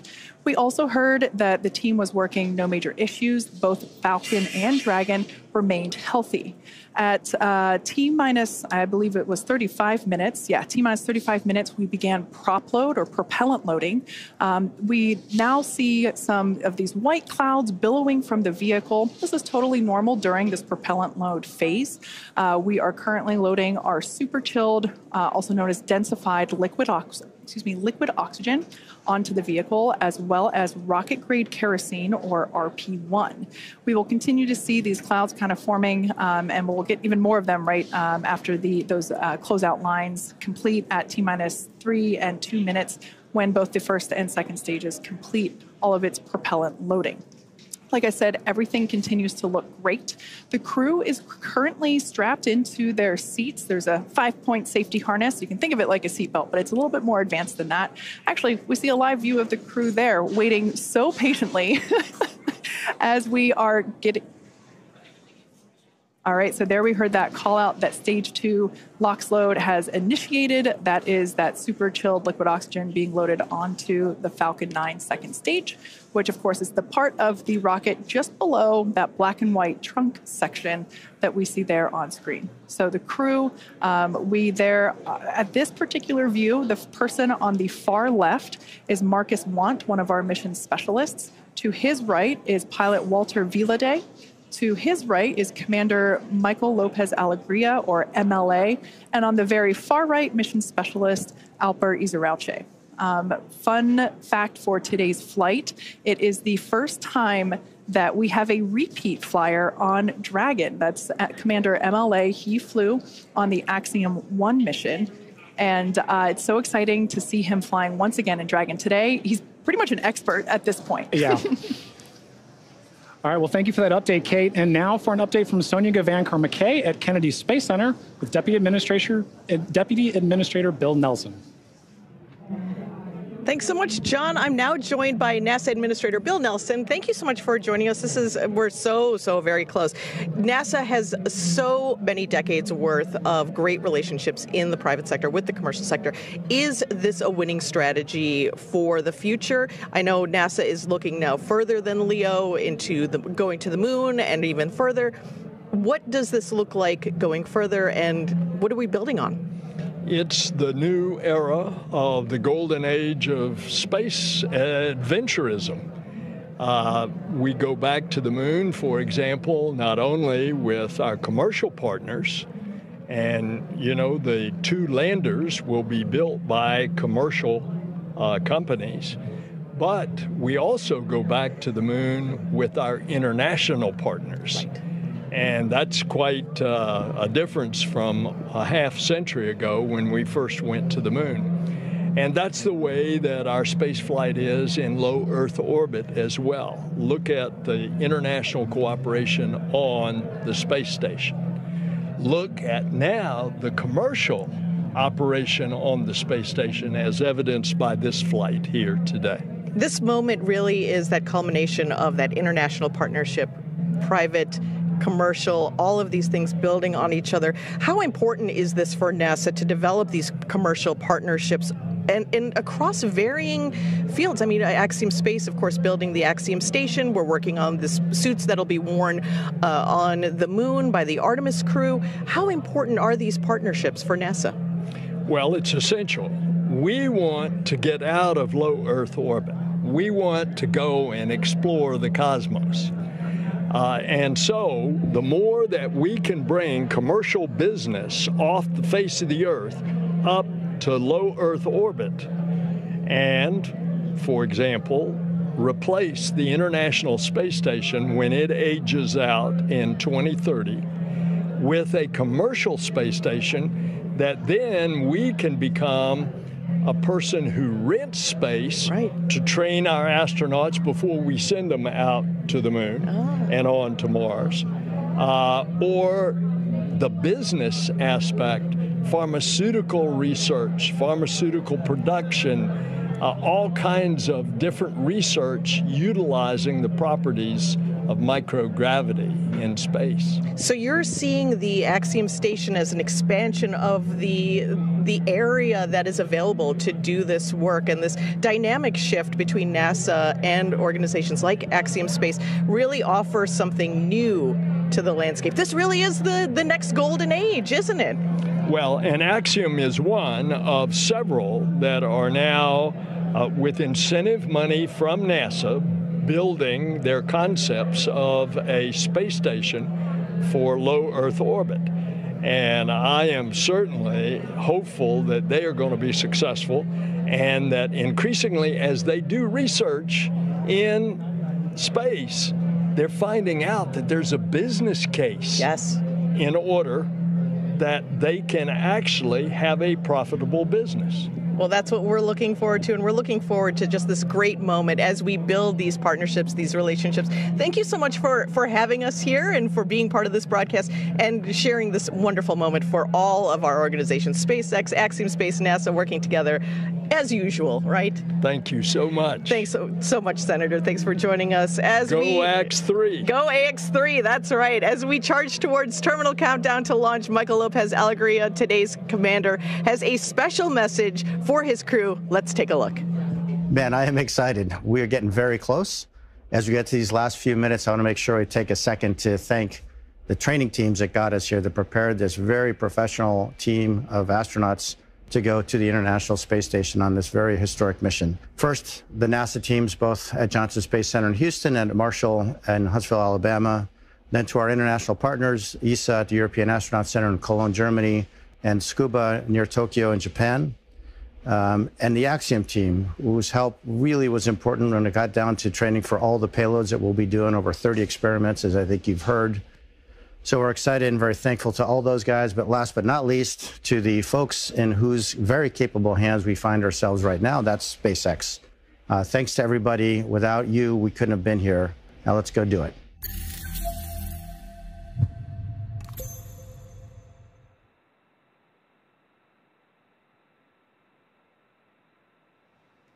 Great view of our AX-3 crew there, strapped in and ready for liftoff just over 10 minutes from now. Dragon SpaceX, confirmed crew displays are configured for launch.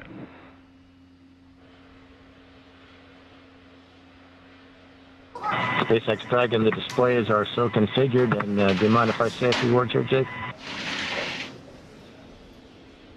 MLA, I do not mind at all. You've got the floor.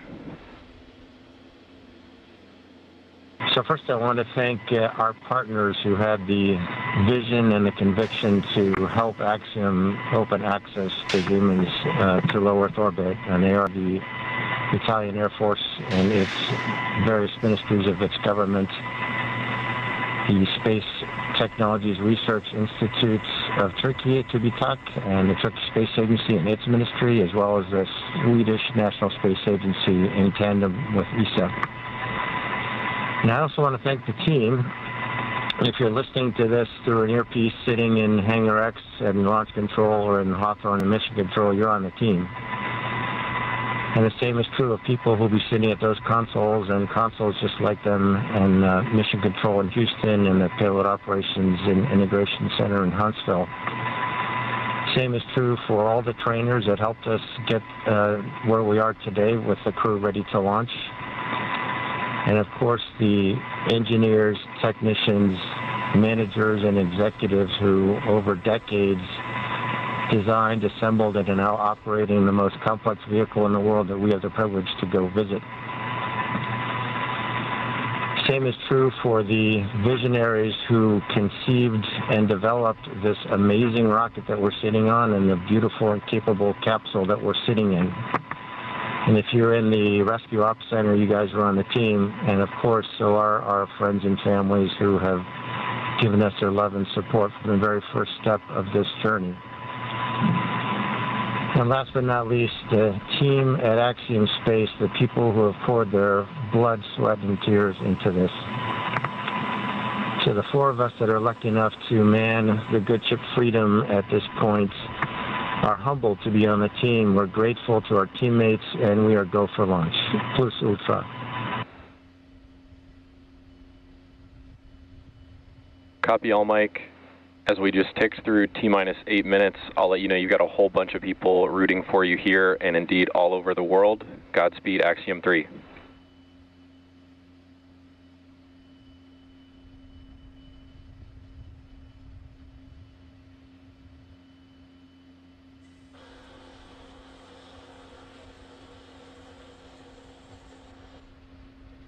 Some really nice words there coming to us from Commander Michael Lopez Alegria.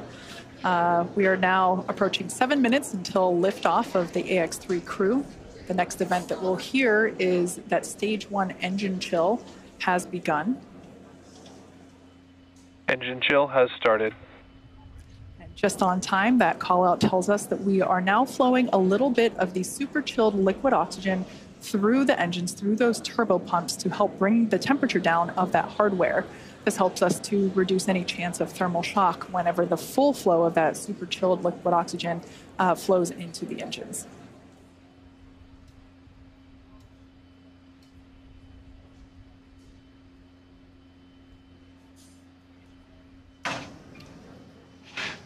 LOX load continues for Falcon 9. We're fully... Stage 1 RP1 load is complete. So good call-outs there that we have completed loading RP1, which is a highly refined type of kerosene on board Stage 1 of Falcon 9. You've got that great view on your screen. As we mentioned earlier, Falcon 9 is an RP1 and liquid oxygen fueled vehicle, so LOX fueling continues on the vehicle on both the first and second stage.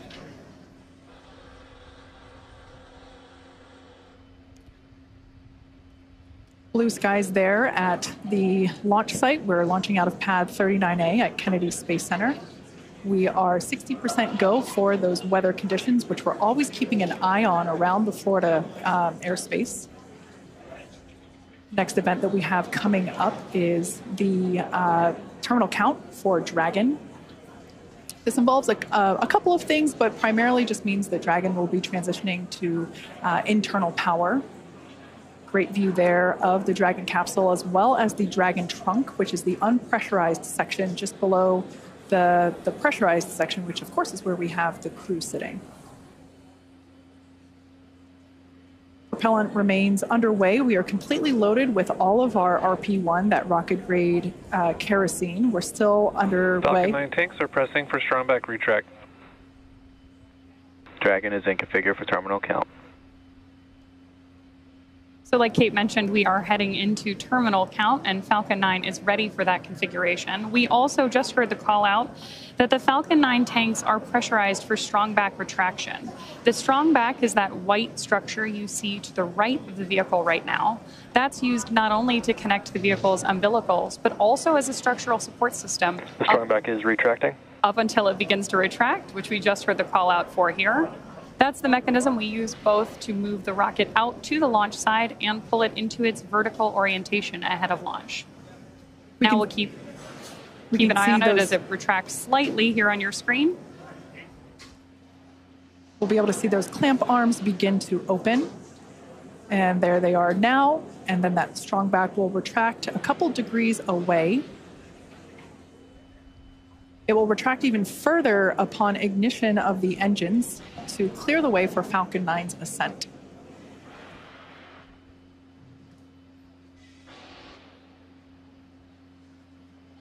As I mentioned before, RP1 is completely loaded onto the vehicle. We're still loading liquid oxygen onto the first and second stage. And obviously some happy cheers as the crowd is growing outside of Mission Control Hawthorne, as you see there on your screen. It's always awesome to have an astronaut launch, but especially one during the day.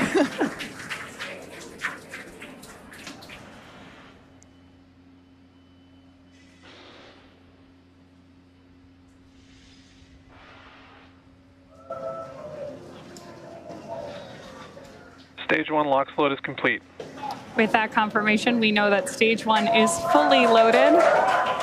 Team is thrilled to hear that news behind me.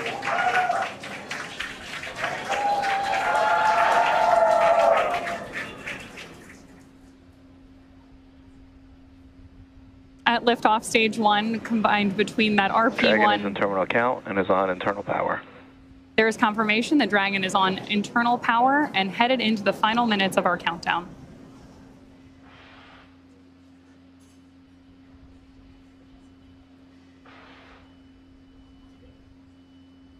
As I was saying earlier, at liftoff, Falcon 9 will be burning nearly 700 gallons of fuel per second. Great views there, too, of our crew inside Dragon, awaiting liftoff just over 2 minutes from now.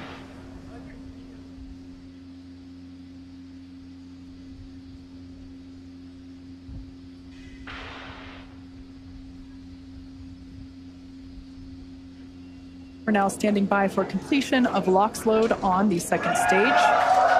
Just topping off. And there's that call out. And more cheers from our crowd here at Hawthorne, California. Dragon is in auto idle. Confirmation there that Dragon is in auto idle.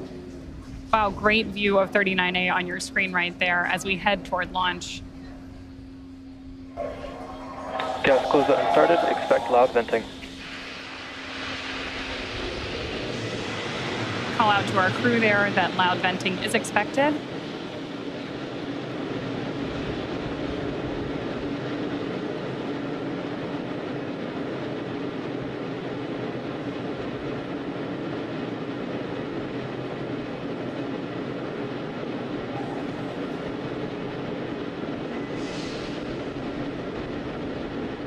Falcon 9 is in startup.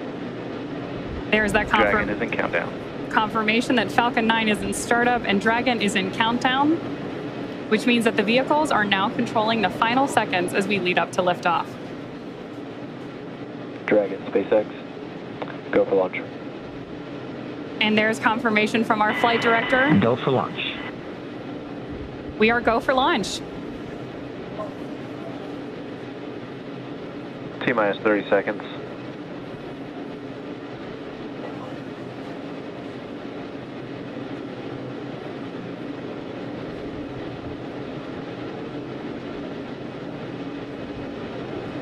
T-minus 15.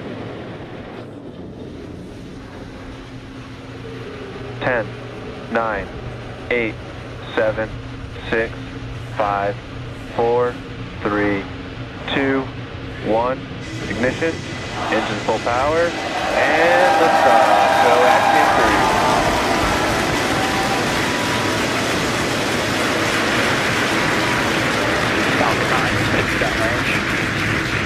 3. Further beyond, opening the door for more to follow. Godspeed AX-3. Stage 1 propulsion is nominal.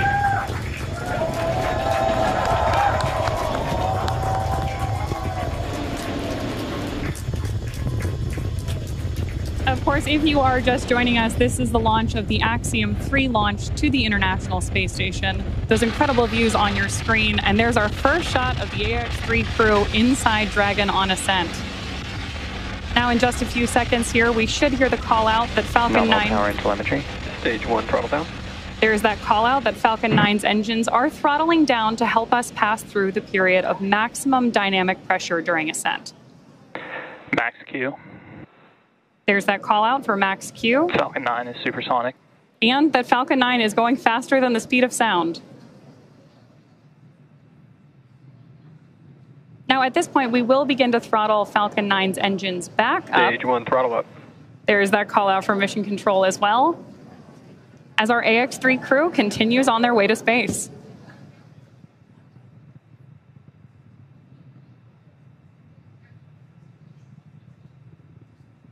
We're now T plus 1 minute and 32 seconds into flight. The next event we have is MVAC chill, similar to what... MVAC chill underway. There's that call telling us that, again, we're flowing a little bit of that super chilled liquid oxygen. Stage 1 Bravo. Copy 1 Bravo. That call there was one of the abort mode callouts that the crew is calling out as they are making their ascent on Falcon 9. Now, we're less than 30 seconds or a few seconds away from 4 events that will happen in rapid succession. Main engine cutoff, or MECO, as it's there on the bottom of your screen, stage separation, ignition of the first stage engine, and the first stage's boost back burn.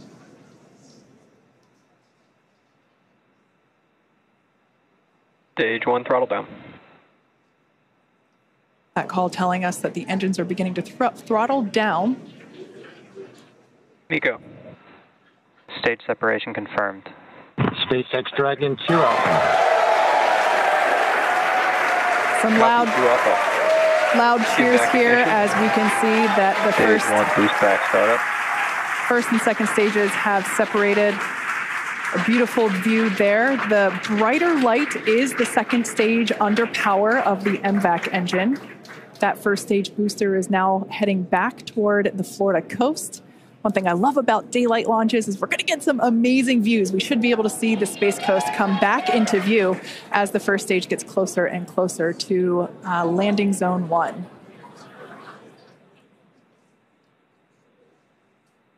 Note that that first stage is actually still coasting to its apogee. So it's about, as you can see there on your screen, 114, 115 kilometers above the Earth's surface. And it's going to keep coasting for a little bit. Beautiful view there on the right-hand side of your screen of that MVAC engine. Boost back shut down. All right, that boost back burn has concluded on the first stage. Everything looks nominal with the second stage trajectory. Everything also looking good. Dragon, SpaceX, trajectory nominal. Everything looking good on the first stage as well as we see those grid fins begin to deploy. SpaceX Dragon loud and clear. Now, the next 2 major events we're tracking for the first stage, which right now is on the left-hand side of your screen, is going to be the entry burn at about T plus 6.5 minutes, where we'll light 3 of Falcon 9's first stage engines, followed shortly thereafter by the landing burn at T plus 7 minutes and 32 seconds, which will be a single engine burn to bring us back to landing zone 1 at Kennedy Space Center. Great view there of our crew on board. And you can, of course, always keep an eye on their telemetry down in the bottom corner of your screen.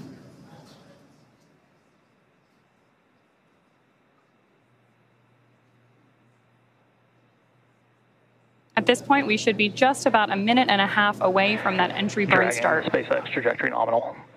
Good call-outs there that we continue on a nominal trajectory with Dragon. SpaceX Dragon, we copy. And acknowledgement from the crew. These are incredible views on your screen right here. Again, the left-hand side of your screen is stage 1, making its way back to Florida. And stage 2, you see that MVAC engine burning, taking our AX-3 crew to orbit.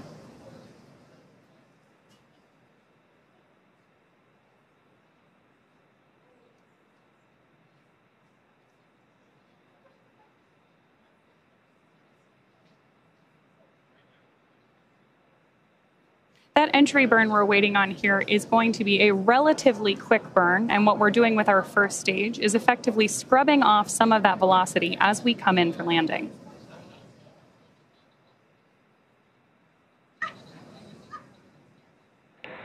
Dragon, SpaceX, trajectory nominal. That's a nominal trajectory for Dragon as we continue to orbit. Dragon, we copy. Again, confirmation from the crew. And we are expecting about 2.5 more minutes from that second engine burn.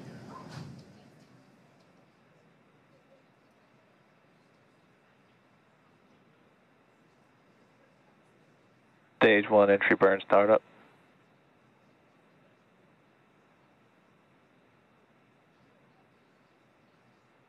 Stage 1 entry burn shutdown.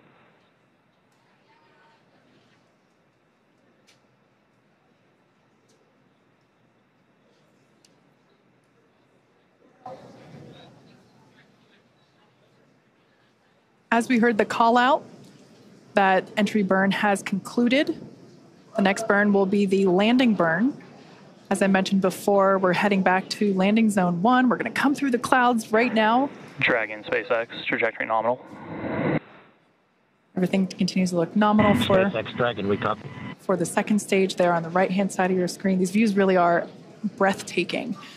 Such clear, crisp views of both the first stage on the left and the second stage on the right.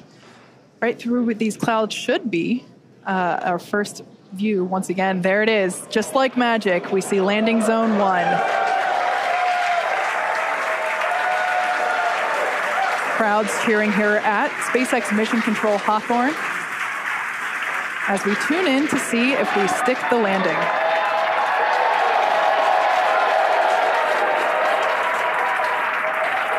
And if you couldn't tell by the loud cheers, we did Stage 2 FTS has saved. We did stick that landing. Falcon 9 has landed once again. But turning our attention back to the crew, as you see there, our next event is second engine cutoff, or SECO, as it's referred to there at the bottom of your screen. Second stage will coast for a few minutes until Dragon is commanded to separate. A lot of just the energy here at SpaceX Mission Control is buzzing. You can hear commentary behind us. Right now, the crew is experiencing about 3 Gs, so pretty much a roller coaster for those thrill seekers out there. Stage 2 is in terminal guidance. And we are about 20 seconds away from that second engine cutoff. MLA will know this this feeling very well, this experience of going from now almost 4 Gs to SpaceX Dragon Shannon. To Copy, Shannon. as another abort mode there being called out. Now standing by for second engine cutoff.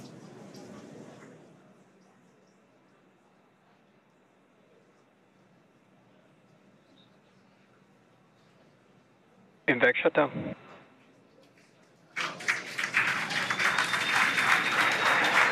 Dragon, SpaceX, you're in a nominal orbit.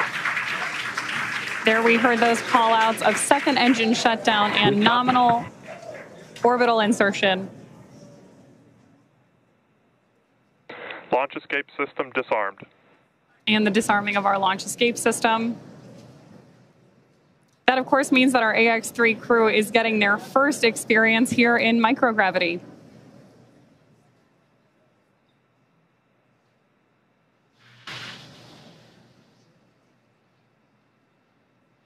Right now, Dragon is performing a series of onboard checks to ensure that we're ready to begin actuating those Draco maneuvering thrusters on board the vehicle.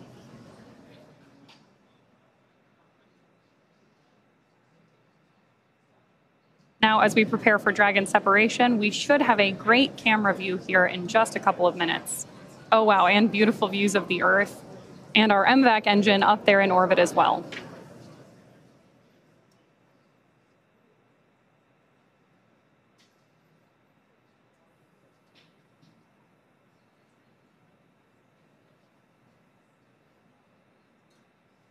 Views there as we await that separation.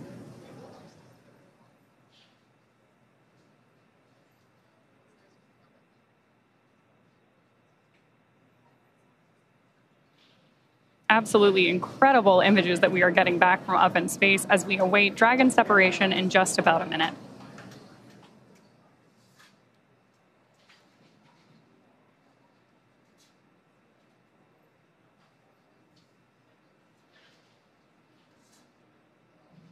More views there of our AX-3 crew on board Dragon.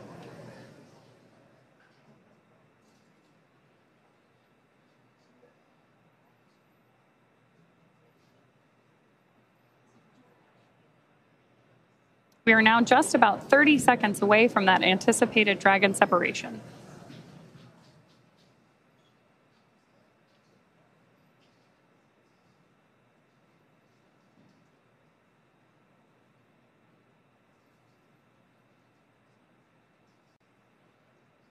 Starting to see the crew there play a little bit with the fact that they are operating in microgravity.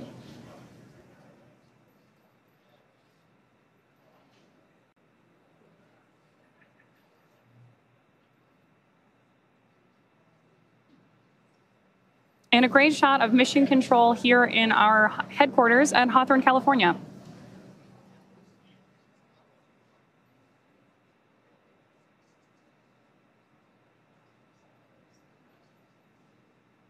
This camera view here is taking a look at Dragon. What we're waiting for is nose cone deployment, among other things, which, as Kate mentioned earlier, there we go. Dragon separation confirmed. As you can see, Dragon has separated from the second stage. A pretty cool view here looking up at the heat shield that will return the AX-3 crew back to Earth in just about 2 weeks. So this is our first view of AX-3 flying free.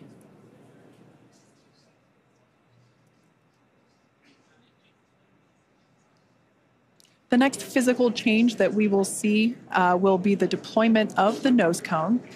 That will take... Dragon, this is the SpaceX Falcon team. We want to congratulate you on a great ride to orbit. I think you're demonstrating the ultimate in reuse, a reused Commander, a reused Dragon, and a reused Falcon. Or maybe flight experience is a better word. Enjoy space. And Axiom 3. Y'all, Durston. As I was saying, it's a team sport. Thank you, guys. And Axiom 3, this is your launch director here. Walter, Alper, and Marcus. Congrats, welcome to your first flight on Dragon. Mike, on the other hand, welcome to the Dragon Frequent Flyer Club. I imagine you'll have enough miles to qualify for platinum status after this flight. Godspeed, Axiom 3, cheers. Mark, thanks to you and your team. We're very grateful up here. So some back and forth between the AX-3 crew as well as AX-3 Chief Engineer Bill Gerstenmayer, who, oh, I heard the ping. That is our first Quindar tone of AX-3. Fun fact, Bill Gerstenmayer was actually chief engineer on AX-1, which is the mission that MLA was also commander of. So if you want to talk about reuse, we also have some reuse on our side as well. We also heard some nice words from launch director Mark Soltis. So just some really nice communication from both the Falcon team and the Dragon team to the AX-3 crew. And with that, our AX-3 crew is in orbit and on their way to the International Space Station. Obviously, great views of the crew there. And now mission control, again, that's... SpaceX Dragon. Jake, any chance you could encode one of the centerline cameras? We could watch the nose cone. The crew's getting right into it. I love it. Dragon, we copy on the request.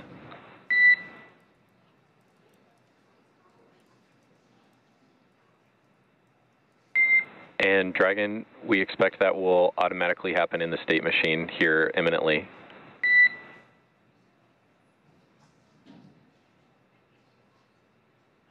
So with that, we are going to throw it back over We see Hooks still traveling. Okay, we stand by.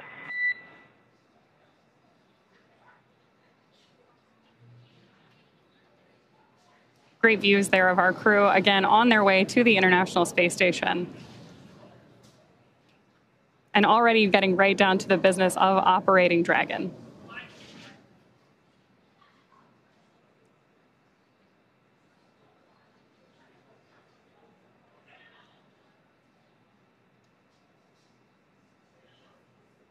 You can still see a huge number of our team gathered behind mission control.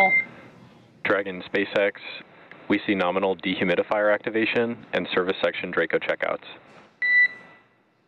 And confirmation that we're getting nominal checkouts of those Draco thrusters on board Dragon.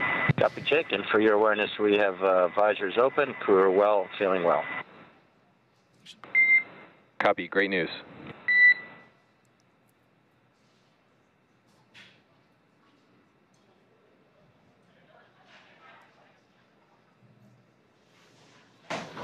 So for those of you that have just recently tuned in, AX-3 is in space. The crew is experiencing their first taste of microgravity. Here is a view of our MVAC engine, which has been shut down. The crew has actually separated away from the second stage, which is where that MVAC engine is located. We are standing by for nose cone deployment. This takes a few minutes to complete as there are 2 sets of hooks that need to be opened independently of each other. By deploying the nose cone, we are able to expose the docking mechanism, which is, of course, what the crew will utilize, what Dragon will utilize to autonomously dock with the International Space Station.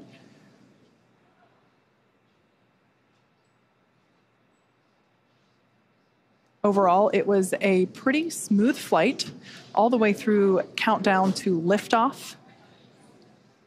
We're now approaching 17 and a half minutes into flight.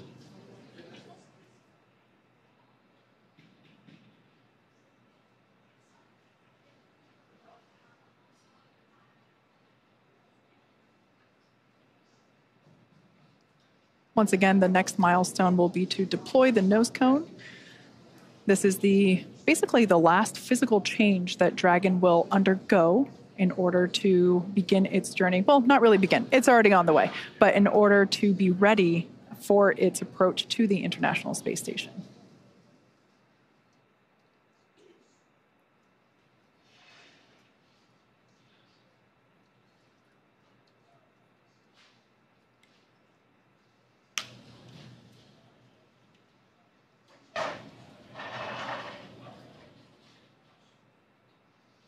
All right, so it's hard to see at the moment because the camera is still close to the hardware, but this is the nose cone opening. Slow and steady wins the race. Of course, when you're in space, every action has an opposite and equal reaction. So for very good reasons, we don't just fling the thing open. It's very slow and steady. Again, this allows us to expose the docking mechanism, the hardware that will be utilized to dock with the International Space Station. That hatch, which is the forward hatch, will then be opened, and that's how the crew will get in and out of Dragon while it is up at the space station for the next 2 weeks. So that side hatch, which is where we saw the crew, or technically they were already in by the time that we started our broadcast, but the crew did ingress Dragon today, just a couple hours ago, through that side hatch. That remains closed. That won't open again until they are safely back on Earth on our recovery ship.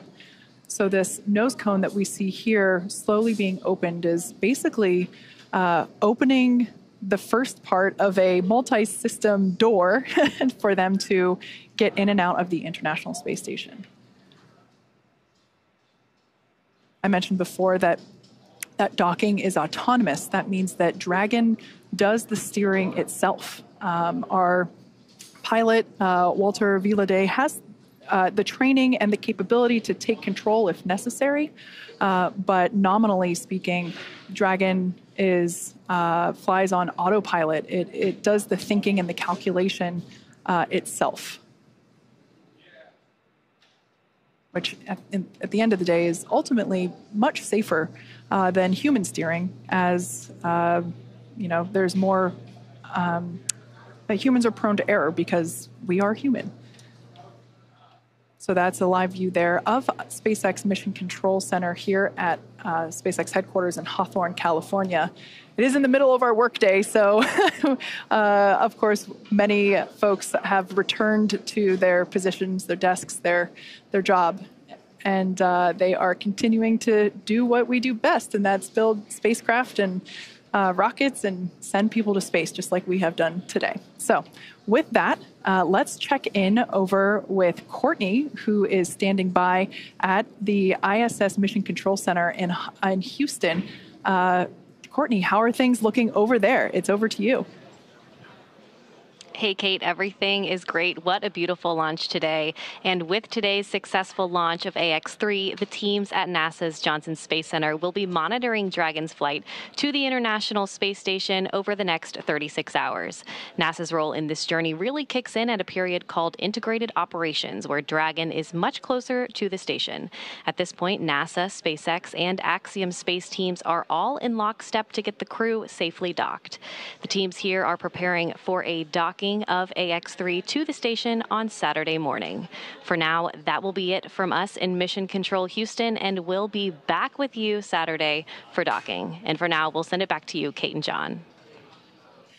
Thanks, Courtney. And we did hear that we had nominal opening of the nose cones, so that is great news. Yeah. Now, over the next 30 hours, 30 plus hours really, Dragon will execute a series of burns to gradually raise and line up the AX-3 crew for docking with the International Space Station and what we refer to as the activation and rendezvous phase of the mission. In just a few minutes, the crew will change out of their spacesuits and get a little bit more comfortable for flight, and something that would be my favorite part, enjoy their first meal aboard the spacecraft.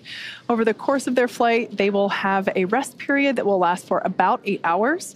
Before they arrive at the space station, we will have 2 potential opportunities to chat briefly with the crew on orbit, one around 3:15 p.m. Pacific and another around 6:20 p.m. Pacific. Dragon SpaceX, environments look good for suit doffing, and the cabin camera is soon to be configured. Your go for suit doffing. Copy. We'll put 4.012 in work. All right, so that call out there just saying that the crew is clear to take off their suits. As I had mentioned, they're able to get a little bit more comfortable for the upcoming journey. Now, we were talking about some on-orbit opportunities to chat with the crew. While we are hopeful that one of those opportunities will work out, neither opportunity is guaranteed, as they are unfortunately dependent on both crew schedule and ground station coverage. However, if we are able to support, we'll make an announcement on our social media channels no later than 15 minutes before the event start time. In the meantime, be sure to keep tabs on the mission at axiomspace.com, and you can also track... And Dragon cameras are external.